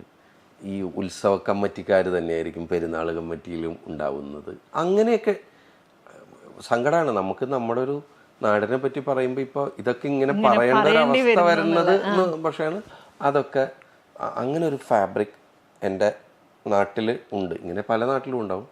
അപ്പോൾ അതുകൊണ്ട് തന്നെ ഞാൻ ഈ നാടിനെ അത്രയധികം ഇഷ്ടപ്പെടുന്നുണ്ട്. അതാണ് സത്യം. ചാരുലതയിലേക്ക് എത്തുന്നത് എങ്ങനെയാ? ചാരുലതയിൽ എന്നെ എനിക്ക് തോന്നുന്നു ആദ്യം സുദീപും ശ്രുതിയും കൂടിയിട്ട് തന്നെയാണ് വിളിച്ചത്. അവർ വിളിച്ചു, എന്നോട് ഇങ്ങനെ പറഞ്ഞു. ആദ്യമായിട്ട് ചെയ്യായിരുന്നില്ലേ? അതെ ഞാൻ ക്യാമറയുടെ മുമ്പിൽ ആദ്യമായിട്ട് വരികയായിരുന്നു. എനിക്കത് വളരെ ഞാനൊക്കെ വേണമെന്നുള്ളൊരു ഇതുണ്ടായിരുന്നു. പിന്നെ ഒരു രസം. ചാരുലത എന്ന് പറയുന്ന ആൽബം തന്നെ സുദീപും നല്ല മനോഹരമായിട്ട്. പിന്നെ ശ്രുതിയുടെ ഇൻവോൾവ്മെന്റ് ഉണ്ട്, സുദീപിന്റെ സംഗീതമുണ്ട്, പിന്നെ മനേഷ് എന്റെ ക്യാമറ സ്വന്തമായിട്ട് അങ്ങനെ ചെയ്യാൻ നോക്കിയിട്ടുണ്ടോ? നേരത്തെ ഞാൻ ചോദിച്ചതായിരുന്നു ഇൻഡിപെൻഡന്റ് മ്യൂസിക് എന്ന് പറഞ്ഞാൽ. സ്വന്തമായിട്ട് അങ്ങനെയൊന്നല്ല. അതിലെനിക്ക് ചെറുതായിട്ടൊരു അഭിനയം, ഞാനൊരു മ്യൂസിക്കൽ ഫീച്ചർ ഈ കോവിഡിന്റെ സമയത്ത് ഇളാന്ന് പറഞ്ഞിട്ടൊന്ന് അപർണയെ വെച്ചിട്ട് ചെയ്തിരുന്നു. അത് ഈ പ്രണയം അങ്ങനെയൊന്നല്ല അതിന്റെ വിഷയം. അങ്ങനെ ഒന്ന് ചെയ്തിരുന്നു ആ സമയത്ത്. നമ്മുടെ ഇവിടെ കുന്നംകുളത്തുള്ള സുഹൃത്തുക്കളെ കുന്നംകുളത്ത് തന്നെയാണ് ഷൂട്ട് ചെയ്തത്. ഇപ്പം മനേഷൊക്കെ വന്നിരുന്നു എന്നല്ലാതെ ബാക്കി കാര്യങ്ങൾ ചെയ്തതും ഒക്കെ പല വീടുകളിലും എൻ്റെ ഒക്കെ ഒരുപാട് സുഹൃത്തുക്കൾ. അപ്പോൾ അത് ഞാൻ ചെയ്തു എന്ന് പറയുന്നതിനോ അർഹതയില്ല. അപ്പോൾ അതിൻ്റെയൊക്കെ ഒരു കോർഡിനേറ്ററായിട്ട് ഞാൻ നിന്നിട്ട് അങ്ങനെ ഒരു വർക്ക് ചെയ്തിട്ടുണ്ടായിരുന്നു. ഇപ്പൊ കുറേ വരികൾ എഴുതിയല്ലോ, അപ്പൊ തോന്നിയിട്ടുണ്ട് എപ്പോഴെങ്കിലും ഞാൻ എഴുതിയ വരികൾക്ക് ഞാൻ തന്നെ സംഗീതം കൊടുത്താൽ എങ്ങനെ? 1% പോലും തോന്നിയിട്ടില്ല. എനിക്ക് അറിയില്ല പണി. ശ്രമിച്ചിട്ടുമില്ല. ഇതുവരെ ചെയ്തിട്ടില്ല. എനിക്കറിയില്ല. എനിക്ക് കാരണം നമ്മൾ മിനിമം മനസ്സിലാക്കുമല്ലോ ഇത്ര എഴുതുമ്പോൾ. സംഗീതം ചെയ്യാന്ന് പറഞ്ഞു കഴിഞ്ഞാൽ അത്യാവശ്യം ബുദ്ധിമുട്ടുള്ളൊരു പണിയാണ് എന്ന് മനസ്സിലാക്കിയതുകൊണ്ട് ഞാൻ ഇതുവരെ ഞാൻ പാടാനും പോകാറില്ല, സംഗീതം ചെയ്യാനും പോകാറില്ല. രണ്ടും എന്നെ കൊണ്ട് പറ്റുന്ന പണിയല്ല എന്നുള്ളൊരു ബോധ്യം നമ്മൾക്കൊക്കെ ചെറുപ്പത്തിൽ അത് എനിക്കുണ്ടായിരുന്നു. ഈ പാടാനുള്ള ആഗ്രഹം അത് ഇപ്പം നമ്മുടെ റിലേറ്റീവ്സോ ഒപ്പം പഠിച്ചവരൊക്കെ പാടുമ്പോൾ അങ്ങനെ പലരും എന്നോട് പറഞ്ഞത്, നീ പാടണ്ട. നമുക്ക് ആദ്യമൊക്കെ തോന്നൂല എനിക്ക് പാടാൻ അറിയുന്നുണ്ടെന്ന്. നമ്മൾ ബാത്റൂമിലൊക്കെ ഇരുന്ന് പാടുമ്പോൾ ഒരു ഘട്ടം എത്തിയപ്പോൾ അത് മനസ്സിലായി, പാടിയാൽ ശരിയാവില്ല എന്നുള്ളതുകൊണ്ട് ഞാൻ പാടാറില്ല. നമ്മൾ ഈ മ്യൂസിക്കായിട്ട് ബന്ധപ്പെട്ട് നടക്കുമ്പോൾ മനസ്സിലായൊരു കാര്യം, പാടുക എന്നുള്ളത് സംഗീതം ചെയ്യുക എന്നുള്ളതൊന്നും ഇത്ര എളുപ്പമുള്ള കാര്യമല്ല എന്ന് മനസ്സിലായിട്ടുണ്ട്. പേഴ്സണലാണ്, എന്നാലും ഞാൻ ചോദിക്കട്ടെ, ഈ ഒറ്റയ്ക്കുള്ളൊരു ജീവിതം മതിയെന്ന് തീരുമാനിച്ചത് എന്തുകൊണ്ടാണ്? അതൊരു സൗകര്യമാണ് എന്നതുകൊണ്ടാണോ, അല്ലെങ്കിൽ അങ്ങനെ ജീവിച്ചു പോയപ്പോൾ അങ്ങനെ അങ്ങ്? എൻ്റെ അമ്മ പറയണതേ എനിക്ക് റെസ്പോൺസിബിലിറ്റി ഒക്കെ ഏറ്റെടുക്കാനുള്ള ഒരു മടി കൊണ്ട് ഞാൻ ഒറ്റയ്ക്ക് ജീവിക്കുന്നു എന്നുള്ളതാണ് എൻ്റെ അമ്മ പറയുന്ന ഒരു കാര്യം. അത് ഞാൻ പാടെ നിഷേധിക്കുന്നില്ല. എനിക്ക് റെസ്പോൺസിബിലിറ്റി ഒക്കെ ഏറ്റെടുക്കാൻ അത്യാവശ്യം മടിയുള്ള ഒരാളാണ്. പിന്നെ ഏതോ ഒരു പോയിന്റിൽ വെച്ചിട്ട് എനിക്ക് ഒറ്റത ഇഷ്ടപ്പെട്ടു. അപ്പം അങ്ങനെ ആൾക്കാരൊക്കെ പോയി ചോദിക്കുകയും എന്തെങ്കിലും ഈ പ്രണയ നഷ്ടം കൊണ്ടാണോ അങ്ങനെയൊക്കെ ചോദിക്കണവരൊക്കെ ഉണ്ട്. അങ്ങനെയൊന്നുമല്ല. അതങ്ങനെ അങ്ങോട്ട് ഒരു എനിക്ക് തോന്നി, തിരിച്ചു പറയണില്ലേ, നമ്മളിപ്പോൾ ഒരു ഭാഷ പറയുമ്പോൾ ഒറ്റയായിട്ട് ജീവിക്കുക എന്നുള്ളതും ഒരു ട്രിപ്പാണെന്ന് എനിക്ക് തോന്നുന്നുണ്ട്. അത് നമ്മുടെ ഒരു പെർസെപ്ഷനാണെന്ന് തോന്നുന്നു. ഞാനിപ്പോൾ ഒറ്റയായിട്ടാണ് ജീവിക്കുന്നതെന്ന് എനിക്കിതുവരെ തോന്നിയിട്ടില്ല. എൻ്റെ വീട്ടിൽ പല സുഹൃത്തുക്കളും എന്നോട് ചോദിക്കും, നീ ഇപ്പോൾ ഈ കല്യാണം കഴിച്ചിട്ടില്ല, പിന്നെ നിനക്ക് എന്താപ്പോൾ ഇന്ന് തന്നെ വീട്ടിൽ പോകണം എന്നുള്ളതെന്നൊക്കെ ചോദിക്കുന്ന സുഹൃത്തുക്കൾ. പക്ഷെ എനിക്ക് ഇവിടെ എത്തി ഈ ഒരു അറ്റ്മോസ്ഫിയറിൽ എൻ്റെ വീട്ടിൽ എൻ്റെ അമ്മയുടെ ഭക്ഷണമൊക്കെ കഴിച്ചാലാണ് ഞാൻ കംഫർട്ടബിൾ ആവുള്ളൂ. അപ്പം അതുകൊണ്ട് എനിക്ക് ഇവിടെ ഇരിക്കുന്ന സമയത്ത് ഞാൻ ഒറ്റയ്ക്കാണെന്ന് ഉള്ളൊരു തോന്നലില്ല. മേ ബി അമ്മ പറയണ പോലെ അതാണോ എൻ്റെ കുഴപ്പമെന്ന് എനിക്കറിയില്ല. എന്തായാലും ഞാനതിൽ ഹാപ്പിയാണ്. അതാണല്ലോ പ്രധാനം. ഒരു കവിത ചൊല്ലി നമുക്ക് അവസാനിപ്പിക്കാം.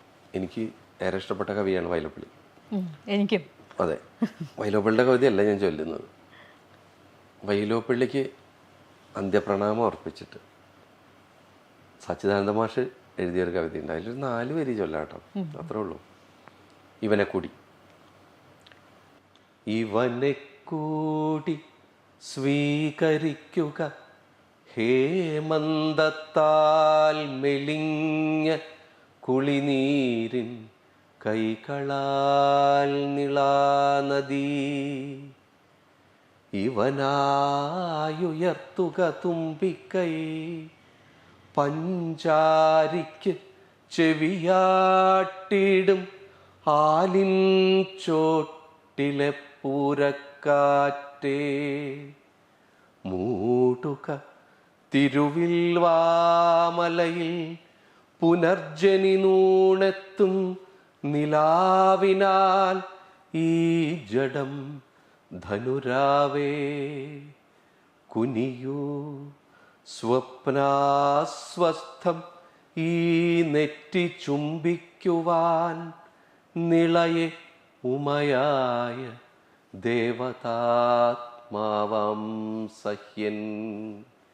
ഇവനെ കൂടി സ്വീകരിക്കുക ഹേമന്തത്താൽ മെലിഞ്ഞ കുളിനീരിൻ കൈകളാൽ നിളാനദീ. ഇവനായുയർത്തുക തുമ്പിക്കൈ പഞ്ചാരിക്ക് ചെവിയാട്ടിടും ആലിൻ ചോട്ടിലെ പൂരക്കാറ്റേ.